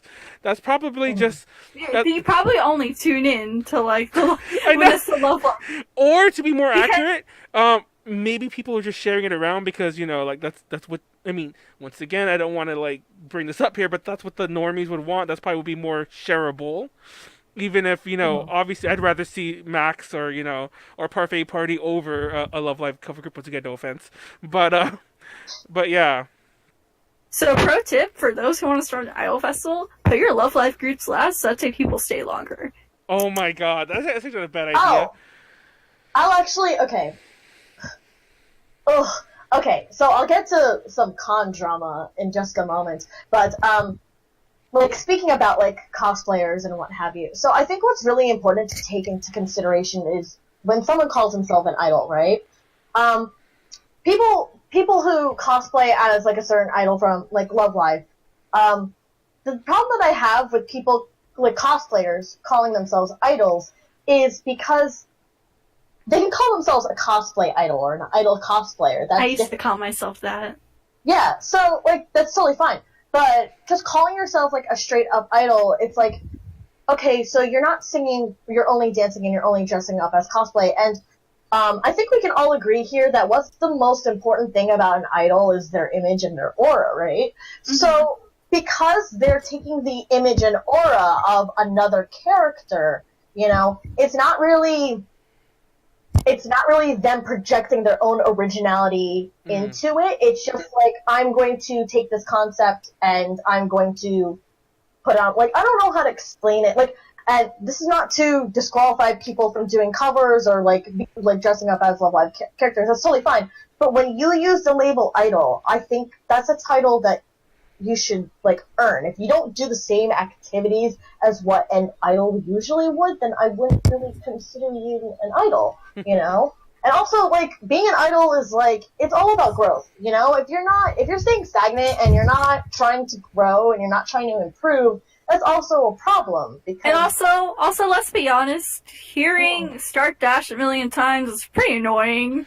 Dude, oh my god. I hear that song in so many other circles too. I was on a podcast, gosh, that when I was on the Nerdbot podcast like a month ago. Oh, I love them. As soon as we sat down, they play music on the background. I would never do that because I fear that we'll just get like flagged like crazy.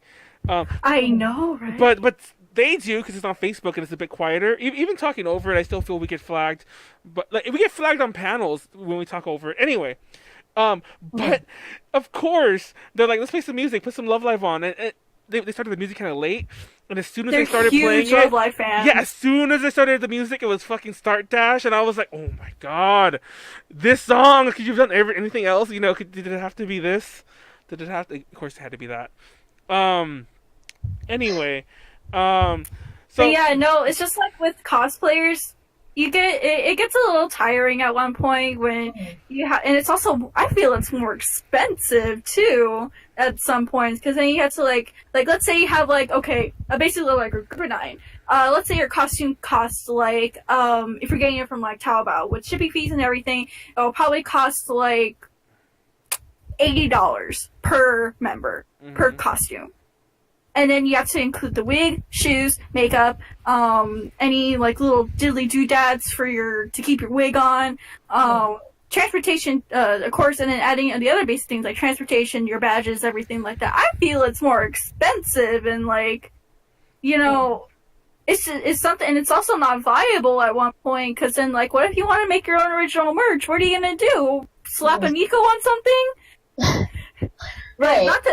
Not to like diss them, because I know Love Notes does that, and they also have they have like their original logo and everything, and honestly I think of them as one of the best like cosplay troops out there, because they definitely have been expanding like a lot more into like other stuff too. So another thing when it comes to cosplay idols and their performances. Now, all right, this is not me hating on conventions and what have you, but I'm just saying this as like, if anyone does see this, as just like a pro tip for them to improve and get better. I'm just critiquing. So I was at Anime USA's like idol showcase, and let me tell you, like, majority, I would literally say that almost 85 to 90% of it was all Love Live. And not to mention that there was a lot of sound there was a lot of technical difficulties, even during sound check, you know, like when I was on stage, right? When I was on stage and I was telling the sound guy, I'm like, what's wrong with sound? Like, can you put it up louder? Like, what's going on, right? Communication, which was really lacking. They went 45 minutes overtime, and the whole segment was supposed to be 3 hours. It extended to 4. And not at my festival. Imagine 4 hours of just straight up majority Love Live, right? Oh my god. And I was at my festival. I was substituting for an Odotamita cover group, right? Full Spectrum Kai, gonna plug them in because it's awesome to have you. But I was substituting for them. Because the thing is like, I actually sent in an application to the Idol Showcase, and for some reason, I was not accepted. Yeah, I'm pretty salty about that. But, like, I wasn't accepted. It's fine. You know, I'm still gonna go. I'm gonna have a good time. You know, and I ended up performing in the hallways of Anime USA, and I'm just like, I shouldn't even have to go back to my roots. Like, this is pretty sad. But, you know, anyway, like, you know, I was there. It was so messy. People were leaving the room. People were getting tired because it's just, like, it was the same, like, there was no diversity in the set, right? So the minute that, like, me and groups like Dance to Pantsu and the Maid Cafe got up on stage, I saw the audience reaction, and they're like, like, they had, like, a huge sigh of relief. They're like, oh my god, it's not Love Live again. Like, just seeing that is like, wow. That's sad. That's actually, like, really sad, you know? Because it's like 4 hours of, like, just and like, that is why I feel if you have a showcase, I feel if any showcase happens at a con, you need to limit the cosplay groups. Diversify your showcase and diversify and limitize. And I'm not hating on the cosplay groups because they put on wonderful performances and I enjoyed them, but it's just like it gets really tiring seeing the same thing over and over again. You know, so I can only hear my tonight so many times. But yeah, we have some tears in the chat. Are we getting too crazy about the Love Live stuff? Another expectation versus reality thing I think is worth mentioning is I've been blown away by some performances. I've never, unfortunately, I haven't seen too many of you. I haven't seen you guys at all, really. But I keep raving like all hell about the Konaru. You know what I'm talking about, right? The The dead pop Tiffany's performance. You weren't even Yeah, there. dead You should be performance. ashamed. I went driving. Tiffany and Angie performed as Dem Pop the last day of ALA. Now, before I rave too hard, I will throw my little critiques. Angie was partying with me probably a little too hard the night before. And do I have that checky? I'm pretty sure she'll love me showing this, but I'm showing it anyway. This is a checky. It's Angie looking quite partied. You already showed this one. No, not on the podcast. Oh, not on the podcast. It's a Gudetama checky at that, but it's Angie looking like, it's been a long night for her. And she performed the next day like that, not feeling the best because of it. So she was a little off. And so I will. That's my one critique. But besides that, it was amazing. It was on point. I mentioned this a lot. I mentioned this a lot last week, and I'll let you guys talk about this too. 'Cause it's not one of our topics, but I thought this was worth talking about. Is that I feel that overseas idols who sing are in a. I don't want to say they're in a minority, but they're like. I feel that the ones who dance. They're rare. Yeah, the ones who just dance, are a lot more common. Yes, we are. Yeah, I think you're one of them, Konaru. So yeah, and Yeah, I am. No, I also, huh? Oh, well. sorry, I also okay. like to think that. Sorry, Shut up, Manuel.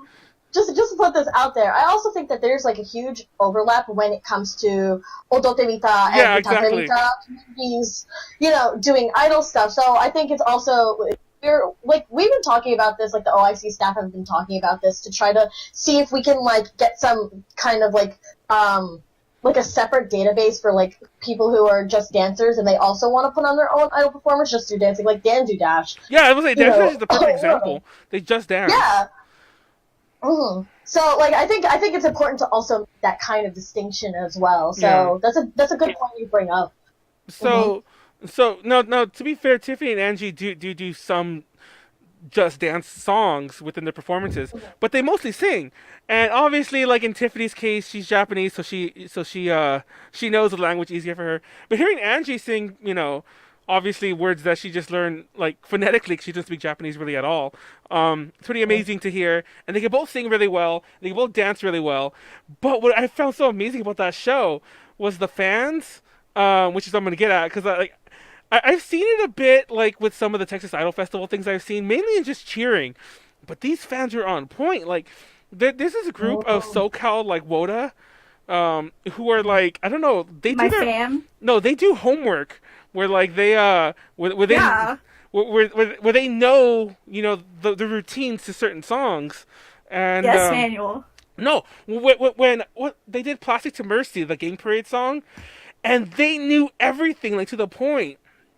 Yes, Manuel. There was I the know catcha, those there was people the that went. there was that weird fast clapping thing that you hear, like Yeah. which always weirds me out when you see it live, because I'm like, what are they doing? It's so distracting in my opinion, but it's amazing to see. You're distracting. And there was even lifting, like lifting the guys up, and of course, Yes. of course, there's UOs. There's always UOs and everything. But yeah, and that show, besides even their amazing performances, the audience, I was like, I legit felt like I was in a Chica Idol Live in Japan. I was like, this is a Chica Idol Live. I'm like, no, I'm pretty sure that's not unique, and there's probably other, similar experiences throughout the overseas idol world. I've still never seen like Max perform, but I imagine Max is like pretty legit. I've seen Parfait Party perform, and like their audiences seem really on top of it too at some points. So I like how my experience with non-A to J people is just Parfait Party and Max, who are also technically A to J, so that doesn't really count, does it?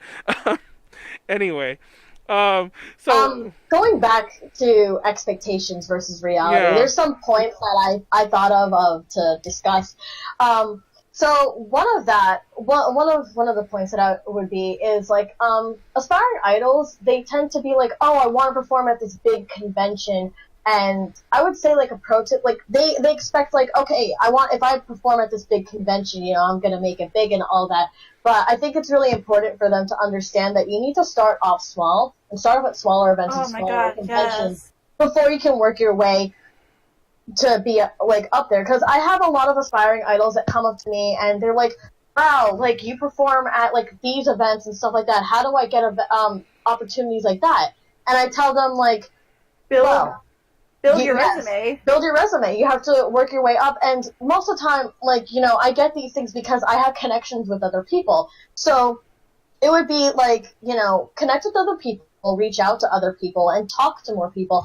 And also expand not only your social circle, but also your knowledge. Because the thing that I learned from me being an idol is that I don't, like, yes, I talk to other overseas idols and I learn from other J-pop idols, but I also talk to other indie and underground musicians as well, and I learn from them and I pick up things from them.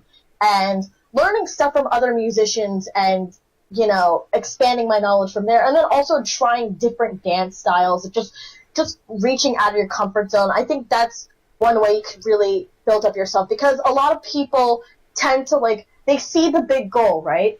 But they don't see the little steps that it takes to get up to that big goal. So I think, you know, having that is very important, you know? Yeah. Sorry, some of the chat mentioned that totally unrelated, but they wish other anime idols existed, and I want to just ask if But they do. They do. Yeah. If we're talking about actual anime idols, like, because we used to do a whole panel on them. And the only reason I stopped doing it because there was too much to talk about. And unlike idol idols, like, oh, let me phrase that. Unlike 3D idols, you could leave things out and still feel complete. That's arguable, but you know. But like 2D idols, I just feel because they're so separate, it's hard to leave things out without feeling like you left something out. Anyhow, fun fact. This is a random fun fact, but I remember the very first time we ever did that panel was with Heidi and Tiffany, and at the time, that anime, that group, the 2.5D idol group that Amaki Sally is in, Nana, whatever the heck, what is it? Nanabun no Nijun. Yeah, it's a stupid title because their whole. I just call it 22/7. No, I just call it Banana Boon because that's what they. I'm gonna say this right now. The whole point, the whole concept of that group was that it was trying to be like marketable overseas, and I've said this a million times. They're not the only ones who've done it. I love when any group tries to be like, oh, we want this group to be popular overseas. We want them to be like huge around the world, but they give them a name that you can't pronounce. It's like, I'm sorry, you can't. I was like, why would you do that?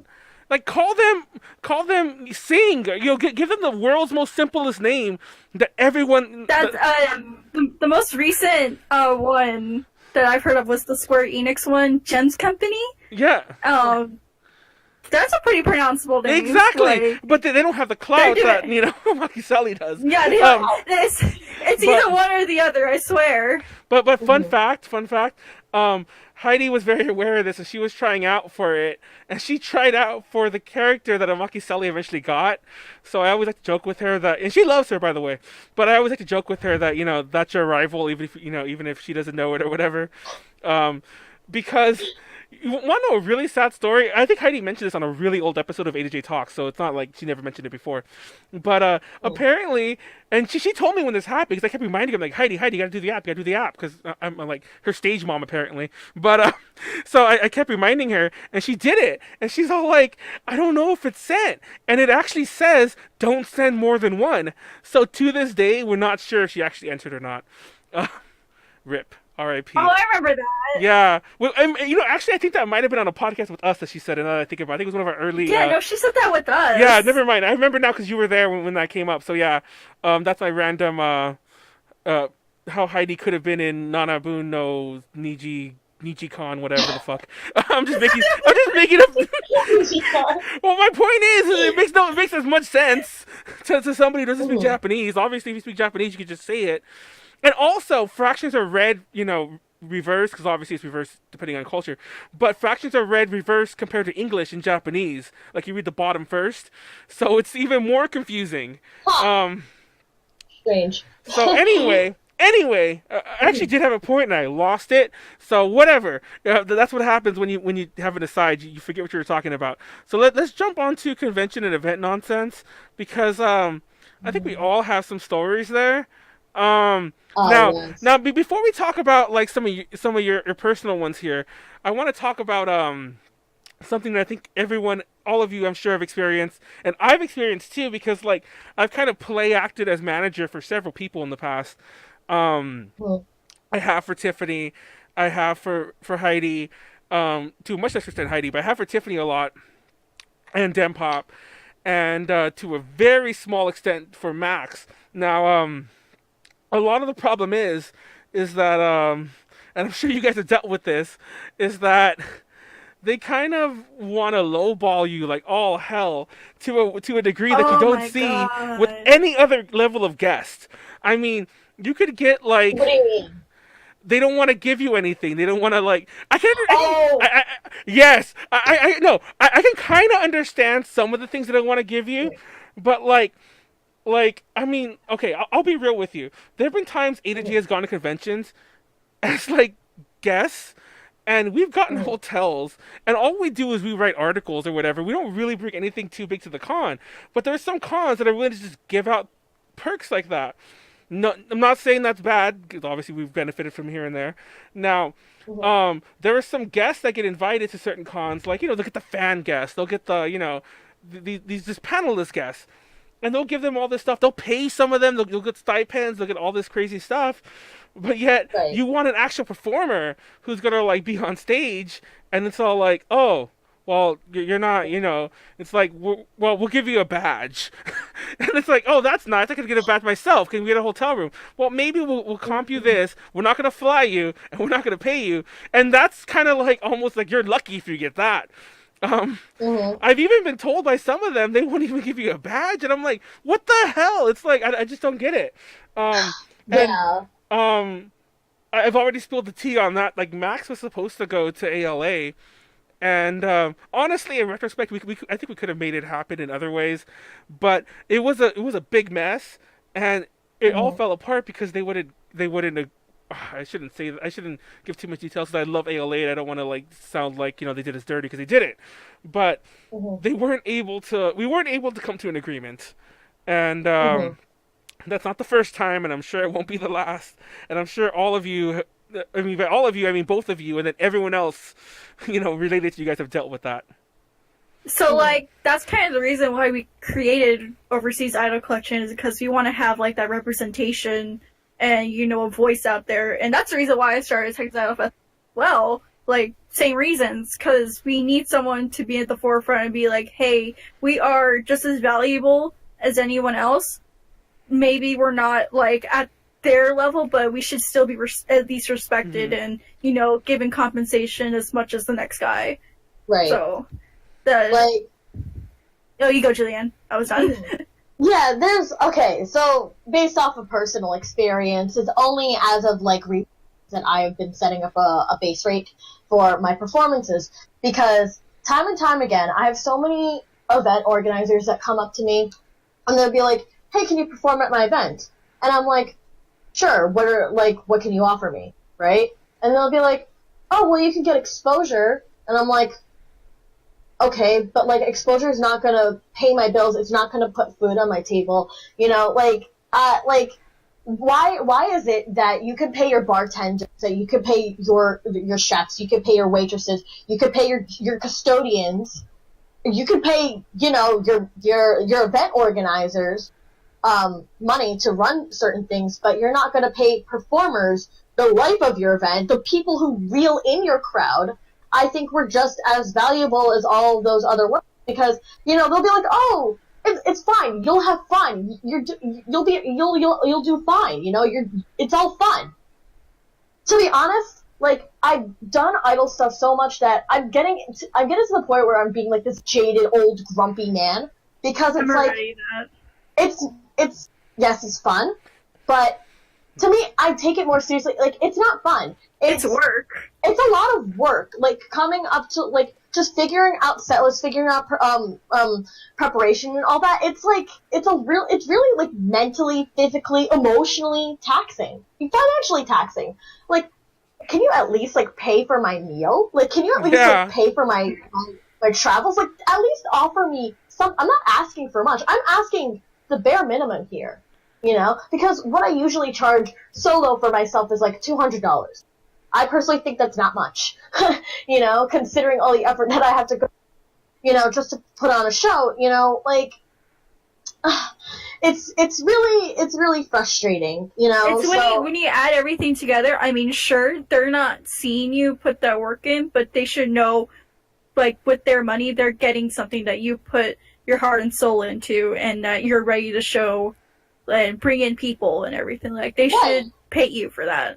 There have been times where it's like they have faulty like equipment. It's like I buy an expensive microphone for myself because, you know, I want to perform something of quality. I try to make sure I put everything out on quality, but, you know, their equipment is faulty, or it's like they're very disorganized and they treat me with like disrespect. And, you know, every single time I experience an event like that, like, I just come home and I'm like thinking like, is it even, like, worth it? Like, me doing this? Like, if I'm, like, constantly, like, being treated like this? But it's just, like, I know that in my mind it's, like, I have to keep persisting, I have to keep pushing through because I have to get through the shit in order to get to the good stuff, you know? And it's just, that's always, like, especially with me being in New York City, there's not many conventions that go on here. So I have to put myself out there to bars and cafes and just, like, local events because, you know, it's the convention scene here is kind of obsolete.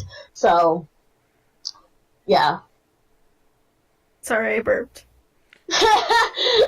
Moon. That burp wasn't a disruptive a Ren level burp, so you're good. Speaking of which, we should have mentioned that earlier, but so many of the people we've talked about this whole night have been on the podcast at various points. Like, yeah, we've had Ren, we've had Sylvia, we've had Megan, we've had Heidi, Tiffany, Angie, Haley, Martha, Paida, Max, Sarah. So yeah, we've had like almost everyone like we've talked about. So, well, you know what I mean, like within reason. Like, you know, we had almost everyone. Like that. Gosh, that's a lot of people, and some of them have been on twice. Like Max has been on like 4 times. And Heidi's been on like 7 or something. So anyway, sorry. That was my that was my aside to dissuade some of our we all got a little heated there because about all this nonsense we have to deal with. Like, I feel you too. Like, I don't know. And I almost feel like, poor Max, like, I want to, because then other stuff happened where I got distracted. I had to kind of stop talking about it for a while. So I never really, like, fully, like, dealt with it with her. But poor Max, like, it's one thing that I was dealing with it, but she had to deal with it secondhand because she didn't really know what was going on. Because for reasons, and I'll be real, reasons that I'm still confused by, nobody really made the effort to try to talk to her directly, even though she wanted them to, or at least be included. It was always like, you know, like I didn't even mean to. I legit took on the manager spot there, and I had to like say all the yeses and the nos, and I'm like, I don't know why they're not messaging you about this, but yeah, there's so much. Oh God, I don't know. Like you pointed out, I just can't get over the idea that like. It's like, you didn't quite bring on this, but like I feel this is important to mention too, is that like even if like say you jump all through all these hurdles, you're there, you're getting whatever perks, or you chose not to, whatever, but once you're there, suddenly, you jump through everything to get there. You got them to agree with whatever, maybe you agree to whatever just to go there. Then suddenly you're not given the same level of. I guess respect is the only word to give it. You're not given the same level of respect, or like, you know, nobody cares if your sound check is good. Probably like you show up to the sound check and no one else is there. I'm seriously, I've dealt with that so many times, but I've dealt with it too. So tired of dealing with inadequacies and just people just not being on top of their shit, because it's like, I'm ready to do things, and I try to carry myself in a professional manner, especially when I'm speaking, and I hate it whenever I cold call, like, people through emails, and I send follow-ups, just, like, no response. If you don't want me, just say no. Just say no. Like, why do you have to ignore... I know, that's the thing, too, that cons need to stop doing, is just leaving people in the dark. Like that. Like, if just you, answer like... your email. Just say, if you don't want Just me, say no. I won't be offended. I'm offended that you won't answer me. Yeah, honestly, I feel more offended if a con doesn't reply to me. Like, I had, when I was trying to, like, super get back into performing and everything, this was, like, a year after we started doing, like, a Texas Idol Festival. I was like, okay, I'm gonna get back into it and do TIFF at the same time. So I emailed a bunch of cons, and they didn't get back to me, like, most of them didn't get back to me right away. They actually got back to me, like, 3 or 4 months out of the con saying, like, oh, sorry, we already have our guest things already for the year, but you can submit a panel at this link, and feel free to email us next year, and all that, so... I feel like they do that because it's like they think that we can't handle, like, that us being said no. Yeah. Exactly. But it's just like, I'd rather you reject me early ahead of time so I don't have to, like, worry if you're gonna get back to me. Yeah, or, like, I don't have to keep sending emails being like, hey, can I get an update? Hey, can you please respond to me and tell me something? Like, I'm not... And sometimes I even say, like, hey, I'm not offended if you do not want me at your event. That's totally fine. I just rather know instead of being left in the dark and then being emailed, like, later saying, hey, right, because it's like, I have other shit that I need to plan too, so just reminding myself to send a follow-up email for someone who's not responding back. Like, do your job. Like, this is the call out to all cons, honestly. Yeah. Get your shit together. Speaking of cons, there's one specific con. Now, I'm sure you remember this, Konaru, but, Anime St. Louis's, Kira Idol Cup. Now, for those who do not know, so, like I said, what I'm saying here, this is not me hating, okay, this is just me offering my constructive feedback on the situation because it should... And to be clear, a lot of people were upset about this situation. Like, a lot of the St. Louis community, they were like, hey, no, this is not okay, you shouldn't be doing this. Right, so, like, let me open up my archive here, because I always have an archive of all the drama that goes on. But, what is that? So, like, for example, and this is not the first nor the last con that's ever gonna do something like this in the idol community. But, Anime St. Louis, they tried running their own little idol festival, but their deadlines were the deadline was, like, way too, like, quick, right? And they were expecting a lot of, like, the submissions. Mm-hmm. So, like, for example, what did they include in their submissions? And I'll compare it to, like, Texas Idol Festival. What is that? Groups only, dances only. So, like, you can't have vocalists. They have to be just dancers. You can't have soloists. They just have to be groups. What is that? Also, like, not to mention, they said, they claim that it's based off of Japanese idol events, but they used Love Live as an example. Like, they said, like, oh yeah, we take inspiration from, like actual Japanese idol events, and when you mention Love Live as an example, like, no, you're not actually taking examples from actual, like, idol events, right? Everything was just really rushed. I remember part of their submission was, like, you need to send in a video of, like a sample of all your dances or something like that. Like, it required, like, a video submission, and then, like, a list of all, like, you need to submit all the dances you were gonna do, and, like, so compared to, like, Texas Idol Festival, the only thing we asked for our submission process is a video you've done in the past, like, a performance video you've done in the past year, all your basic information, if you're soloist, the group, discrepancies, and that's it. So ours is a very simple form. Theirs was so complicated. Oh, by the way, usually a TIFF submission form goes out, like, 3 or 4 months in advance.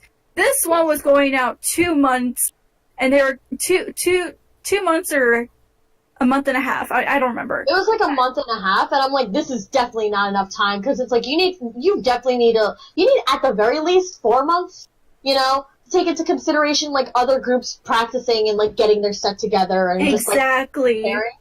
So, and I said this, like, me and Konaru both like address these concerns, you know, like there's like they took solo idols out of the equation, and that places like more limitation on who they're going to reel in, like the amount of audience that they're bringing in. And another point that I brought in is like I was asking them like who is judging this, you know? Oh yeah, this is a competition. They said it was an idol festival. Then like later on, it's mentioned that it's a competition, and I've heard some things about the St. Louis community.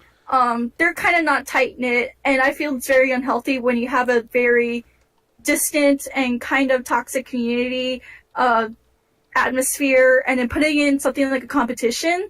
Right. It does not go well, especially. Because it's like, what is that? When it comes to judges, I'm sure, like, if you want to put someone as a judge, they need to have certain credentials. Like, they need to have experience in said community before you put them out on the judges panel. And going back to what you said with, like, the toxicity in the community and all that, time and time again, I've seen in the Northeast area, and I've also seen online that there's a lot of cosplay idol groups, like, or just cosplay groups in general, that just want to tear each other apart. Like, they want to rip each other's throat out, and they want to, like, start drama, and it's just, like, that's what Overseas Idol Collection is, like, not for. Like, we want to build a healthy community. We don't need that.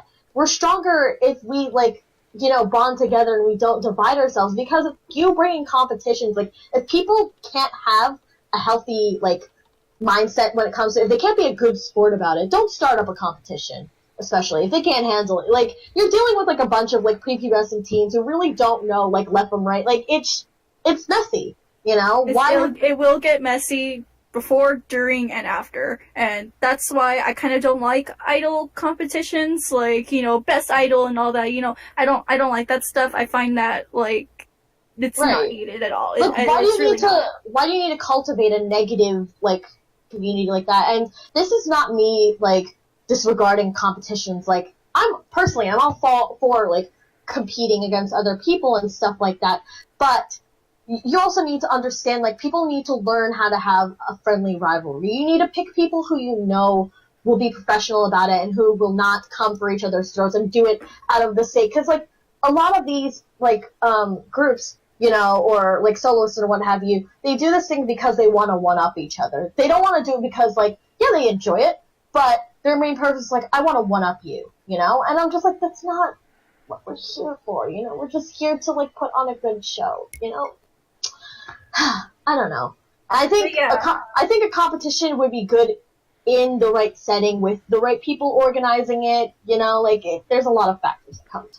And yeah, at the end of the day, see, the wrong reason why we found out about this, because someone from who kind of goes to St. Louis a lot, that lives here in Texas, contacted me about it. I'm like, hey, and they're like, hey, did you see this? I'm like, because usually whenever there's a new festival, like, people just come to me, they're like, oh, did you see this? I'm like, yeah, good for them. And then I saw this, I was like, oof, yikes, you know? So, and I made a post on in their comment section, like, hey, you know, I'm experienced in this field. I find these deadlines, you know, kind of rough. There shouldn't be any competitions. I feel like, considering y'all's community, like, the health of your community, like, the mental health, I meant, like, behavioral and all that. And, you know, just all that. And I had a lot of people from, like, the St. Louis community coming to like, my defense, me, like, yeah, you're right. We're not okay. If we want an idol festival, we want it to be just like a shared stage, like, just a normal idol festival, not a competition. And and the biggest point, that the reason why everyone was so upset is just because of these deadlines. Like, a month and a half to prepare your set list, make your submission, make a new video. They wanted a brand new, never released video of you. No, that's not. And yeah, it was ridiculous. And then, like, later on, they were like, we heard the community feedback. We apologize for all this, and we'll look into making this, you know, better announcements next year with longer deadlines and everything like that. So that's how it came to a close. Do you want to add anything? Because I probably missed a lot and skipped a lot. No, I think you pretty much, like, summarized the gist of everything. Yeah, and then you commented on it too. Oh, It was the biggest. I think it was like the biggest thing out of last year. TBH. How yeah. did I not Public hear thing. about this? I posted about this. I don't remember also reading posted it. about it too. I'm gonna like hit this up real fast. But anyways, I don't know. Like, it's funny because all my con drama obviously deals from the other side. The stuff I mentioned, obviously, like, the disrespect, the disorganization, and the failure for some people to meet expectations. I don't know. It's complicated. It's all a mess. Oh, hey! I things are found a better- status I made about the St. Louis anime St. Louis thing. Do you want me to read it? Konaru, St. Louis. Go ahead. Okay, here I go. People have been asking about my input on the anime St. Louis idol competition. Disgusting. I found it. Like I always say, being an idol isn't about winning a love life. If you're an idol just to win some shitty badges for next year's con, or to gain popularity in general, meaning not looking to grow yourself and connect with others in the community, I'm sorry, but what's the point of you being an idol when you can do the same thing at a cosplay contest or submitting badge art? Like, oh yeah, there were prizes too. You know what their prizes were? Badges for next year. That's it. That's stupid. What is that? I'm very disappointed at anime. Oh, I'm communicating my status. I'm very disappointed at Anime St. Louis for not allowing these kind of strict requirements, not letting solo idols with possibility of way more talent than a Love Live group, and not showcasing local talent in a Freddy community format. You are not benefiting from this community by having all this. I do not condone idol competitions or any kind of There's a competition typo. at all. There's a typo at the end of your podcast, and it's funny. They also, what is that? They also said idol champions are rewarded with the following: an encore performance, one song performance at opening ceremonies, one full-length 1-hour concert with 1-hour rehearsal on Friday or Saturday, 1-hour length panel to feature the winning group. And I'm just like, that's a lot of programming there. Like, how are they, like, I mean, like, I don't think, like, Why are that you is, like, a reward. That's not I don't think that's a good enough wait. reward. Panel wait. space. Panel space should not be Here, reward. do work. Here, you do work, and then your reward is you get more work. How about No, that? and like, does to be everyone? honest- Hold on, real fast. Is everyone supposed to prepare for that? Because that sucks. What happens if you prepared for your panel and your performance and you didn't win? Like, that just seems like it's stupid. What? Why? And that's a lot of things. What? And what? Yeah. Also, why are you reporting panel space when you can just be having one big Yeah, exactly. 2.5 hour thing, just showcasing everyone instead of restricting it to just one person and everyone getting mad? So Konaru left my favorite part out of that status she read right now. Uh-huh. My it ended- TLDR. TLDR, being an idol isn't love, because that's obviously meant to be It's love. so Live. Yeah. Heidi like this. I guess Heidi to interact the most because her name comes up first. Oh, one of my comments on like the actual status that they made, like about the Kira thing. Oh yeah, prime I example of con heads watching one episode of Love Live and thinking they understand how to run idol events and competitions. What a joke!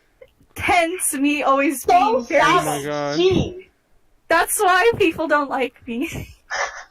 you're Oh, more wow. savage than me. Konaru, I can't even read that. It's physically impossible because I'm on desktop. There was a screenshot that is like so long, but like obviously. Oh we're- no, I have the screenshot. I expanded it. Like I archived it. So if you want me to my send God, it to you, that's insane.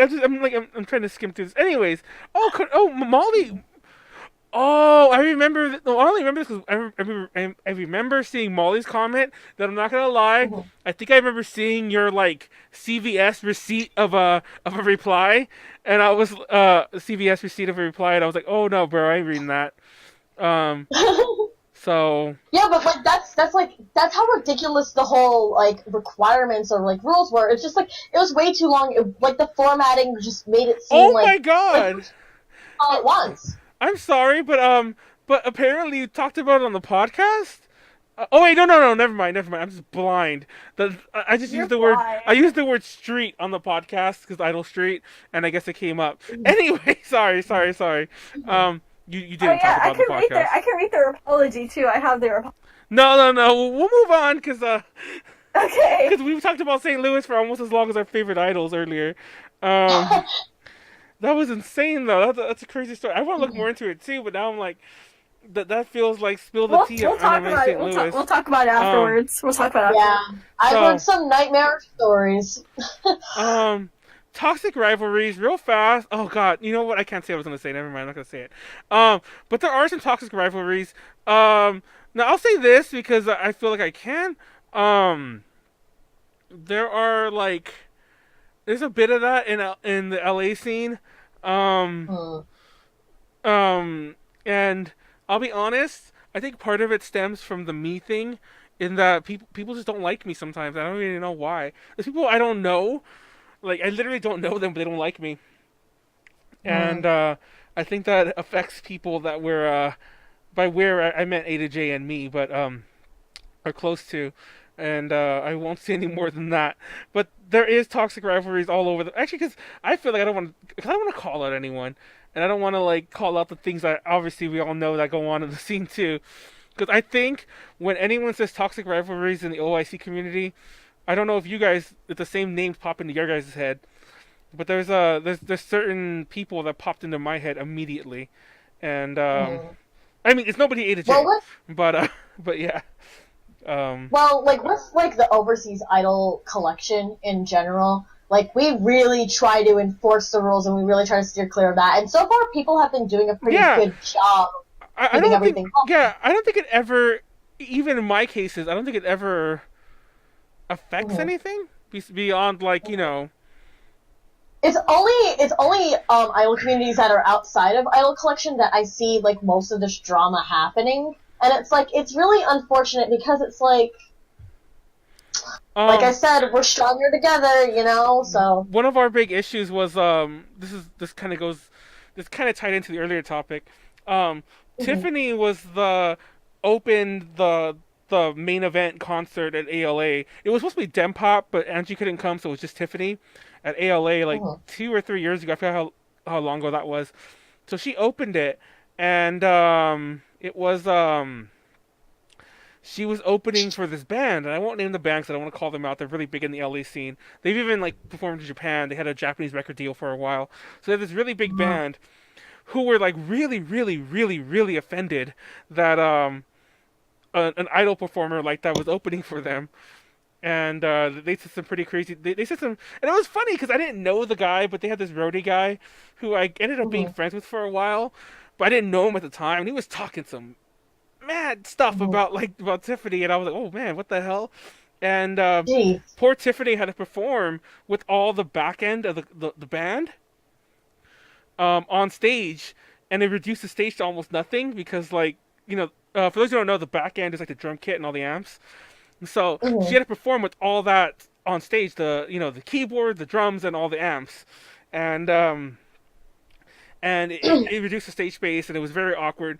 There was a bit of comeuppance there though because they were throwing such a hissy fit between the concerts. When Tiffany was done, almost everyone left because everyone thought that was the end of it. Because there was such a huge gap. Oh. And there was a lot of people there because this is like this ALA is a really big con down here. It gets like 12 to 15,000 people, and they don't fudge their numbers. That's like a legit number. And and this was like opening night, the opening it was like opening ceremonies. Then it was that concert, and so it was a really crowded room. And also everything ran late because it was their first year to this location. Everything ran late, so when Tiffany was done, they turned the house lights on so they could get the band back out, or get the band out, and everyone just left with us because it was already like 11, so everyone just left with us. So we're like, that's what you all get for talking crap earlier. But anyway, that's me being a little vindictive there. But I don't know. So any other con nonsense before we move on? I also feel we got a re-recorded intro again, like not the whole intro again, but re-recorded intro saying that I screwed up, and to bear with. Actually, I'm not even gonna show the slides. I'm gonna cut them out, but just to bear with it. So, any other things you want to talk about nonsense before we move on to the future stuff? Well, I'm sure I can talk more about my own personal experiences, but Same. I feel like that's something I can save for like another time because I definitely could really go I on. want to do like a part 2, honestly. So do I. Like There's stuff there's stuff even right now that I feel like even the topics we covered, like I almost feel like the whole our favorite OIC idols thing could have just been an entire podcast period. And it really could have. It really could have. We should do like a special podcast every month of like overseas idols. We should be like and Ultra Podcast ZX Overseas Idol Collection monthly podcast. Yeah. I think that would be great. We should, and ever since we changed the format, I always feel like I'm struggling for topics because we don't just do like news anymore. We kind of have topics, so that would actually help a lot. But anyways, so let's talk about some future projects. I'll start again because I was silent during most of that that stuff. The Anime St. Louis, can't remember the name of the con. The Anime St. Louis nonsense. It's funny because that came between ALA and Fanime, so you would think I'd be aware of like your crazy postings and I'd want to know the tea. But for some reason, I guess I just didn't feel like getting involved then. Now, obviously, I am not an idol performer, but we have been talking of like I have been for years. It's kind of an unknown side of me. I do music, and we've been talking about doing music for some of our idol-y peoples, like Heidi and Tiffany especially. And we've actually have like written songs in the past, like me and some friends of mine, for these purposes. But we always get stalled on the recording. And I was talking to a musician friend of mine over the weekend. His name is Paul, and y'all might not know him, but he's really big in the scene, like in the Japanese music scene. Like he has his own band here, but he plays for everyone. Like Moonstream, if anyone saw Satsuki a few years back, he was playing bass for them. Soul Landscape, I forgot the name of it. There was an anime cover group, he played bass for them. Lemon Dropkick. There's a ton of other groups that like would do the con scene. And even the Japanese bands would come over. Like Satsuki's a Japanese artist, but when he came over, he was in that band. Anyways, so I was talking about it, and he convinced me that a drum machine isn't that bad, which I already own for my own electronic stuff, but because that's always what we get hung up on is drums. So my whole point, my long-winded story is to tell you that I'm hoping to actually record some of these unfinished songs. And for those of you who don't know, I've been hinting about a certain project that A to J's been involved with. That's probably going to be a year-long project. And the original song that we're talking about, or songs, but definitely at least one, will be featured in that project. Konaru knows exactly what I'm talking about. So yeah. So keep an eye out for that. We might have some original songs for some of our people, and so on. I want to do something with Max too, but not idol related. I've been talking to Max, like Max, we should do something like like a non-idol related project because we both have similar tastes when it comes to like really, really, really weird music. So, but that's another story. But who knows? Maybe that'll happen too. Now that I've gotten over my hang up about not using live drums, which was a huge hang up. Yeah. Besides that, I've been trying to like book Heidi like left and right, at cons.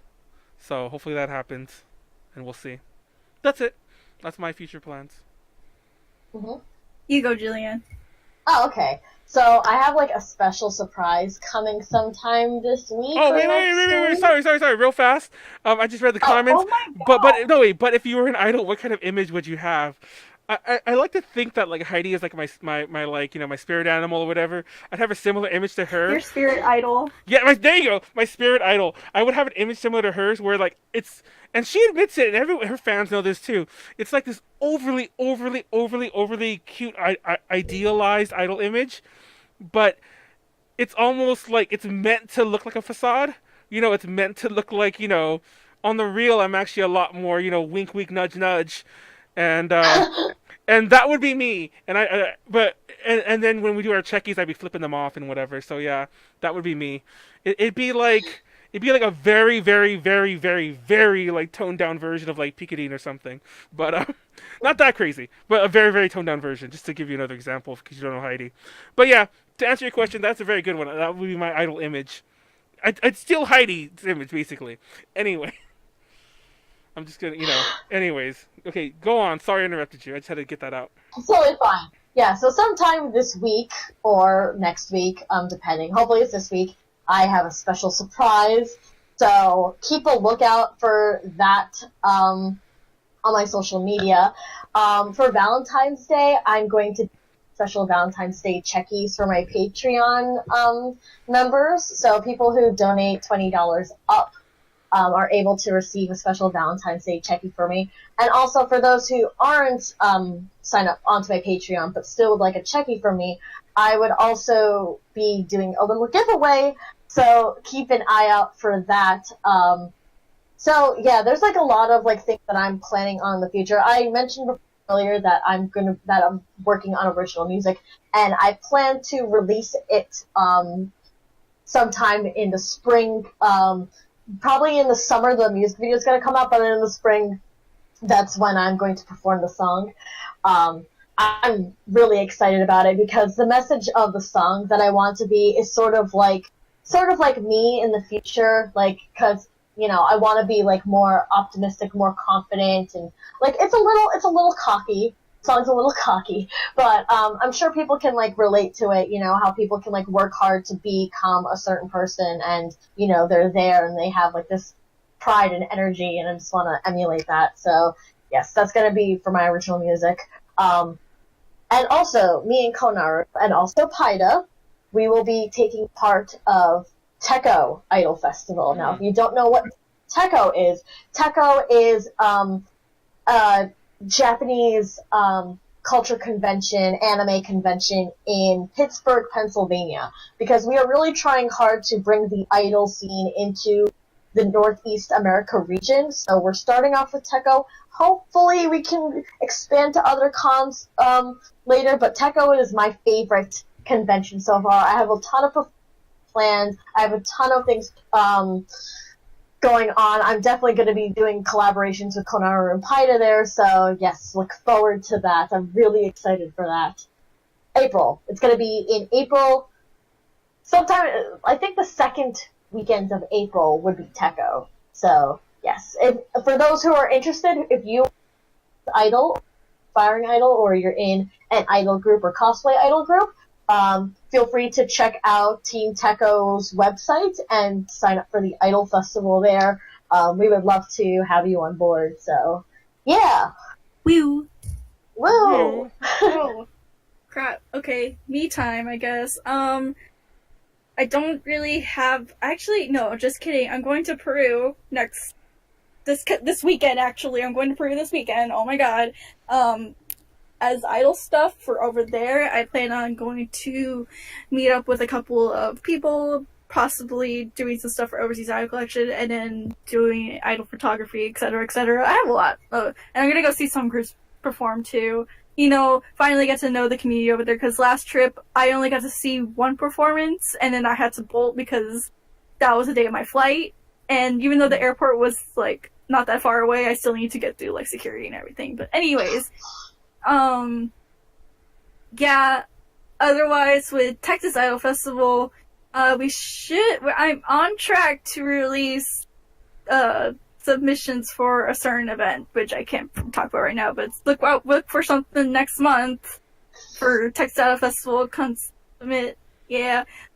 Personally, again, not really much. I'm still, like, in the works of, like, trying to graduate. I was supposed to graduate in December. I know. That didn't work out because I had to run TIFF.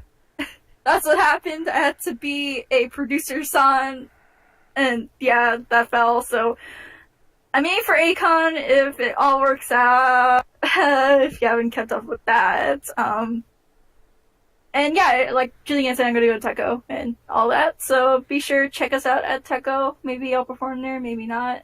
I don't know. Yeah.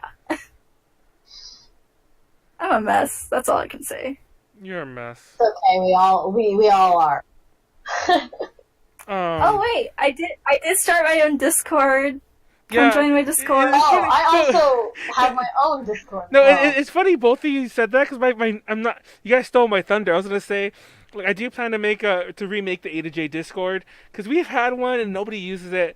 I plan to just abandon it entirely and start a new one, and there will be a patron only, section with Discord as well, but this one will be just an A to J one where y'all can can talk to us and you can see some of our stuff that we probably shouldn't be saying to everyone else, but we'll say it anyway and join in on all the fun. Because one of the big problems I feel with A to J in general is that a lot of people don't know anyone besides me, even though, as Konaru can definitely attest to, besides the podcast, there are times when I'm doing the least in A to J connections, where I'm like, I'll be like gone all week. I'll come back for the podcast and I'll be gone again, and like the other people are kind of running everything, running the show. So and then like there are people like Janet and Tipu and whoever else that that do a lot, but you never get to talk to them or see them, except for like Tipu on 1 or 2 podcasts in the entire 2 years we've done this. So keep an eye out for that. I keep talking about redoing our Patreon, but oh, it's so hard. It really is. It's like, and I want to be funny and witty. I want to be like the Wendy's Twitter, but like in Patreon form. But oh, I can definitely do that. I'm too brutally honest and petty. I just have to I gotta figure it out. I keep going back and forth. Our Patreon does exist if you want to support us. There are still perks. I do plan to start uploading a lot of Patreon only videos. I put out a tweet about this the other day. I've been slowly because a lot of people like watch our panels on YouTube, so I've been slowly uploading a ton of things. There's another panel which unfortunately has some audio issues. Not our fault, but it was in a very echoey room. I did find out the cursed panel, the alternative idol panel, like basically the non-18 plus version of the 18 plus panel.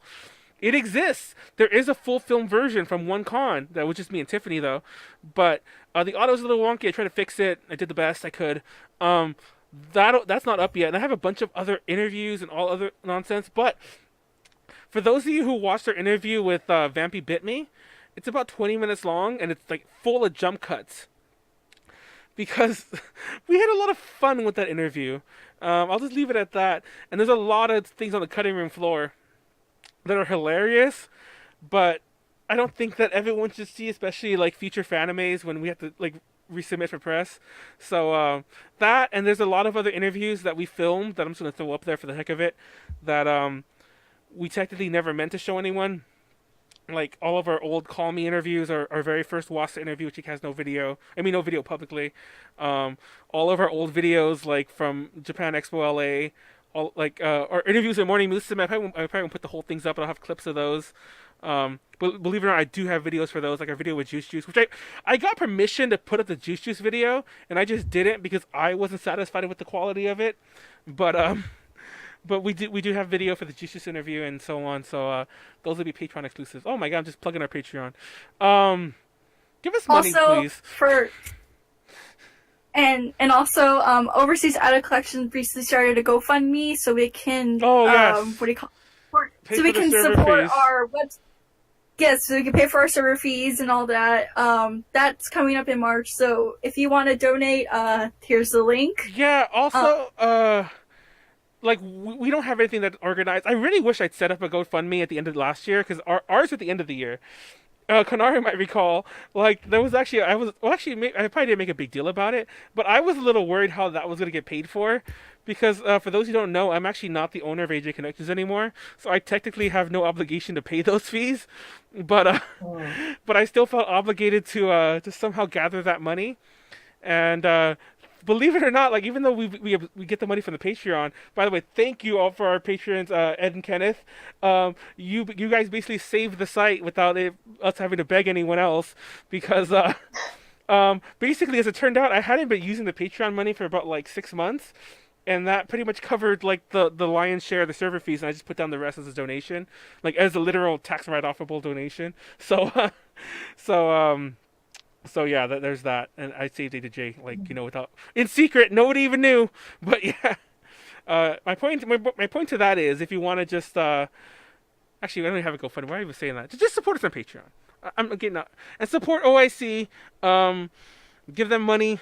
Give us all money. This all costs. Going back to the GoFundMe, our domain and hosting expires like in March. So if we can get the funds by March 1st, that is our goal.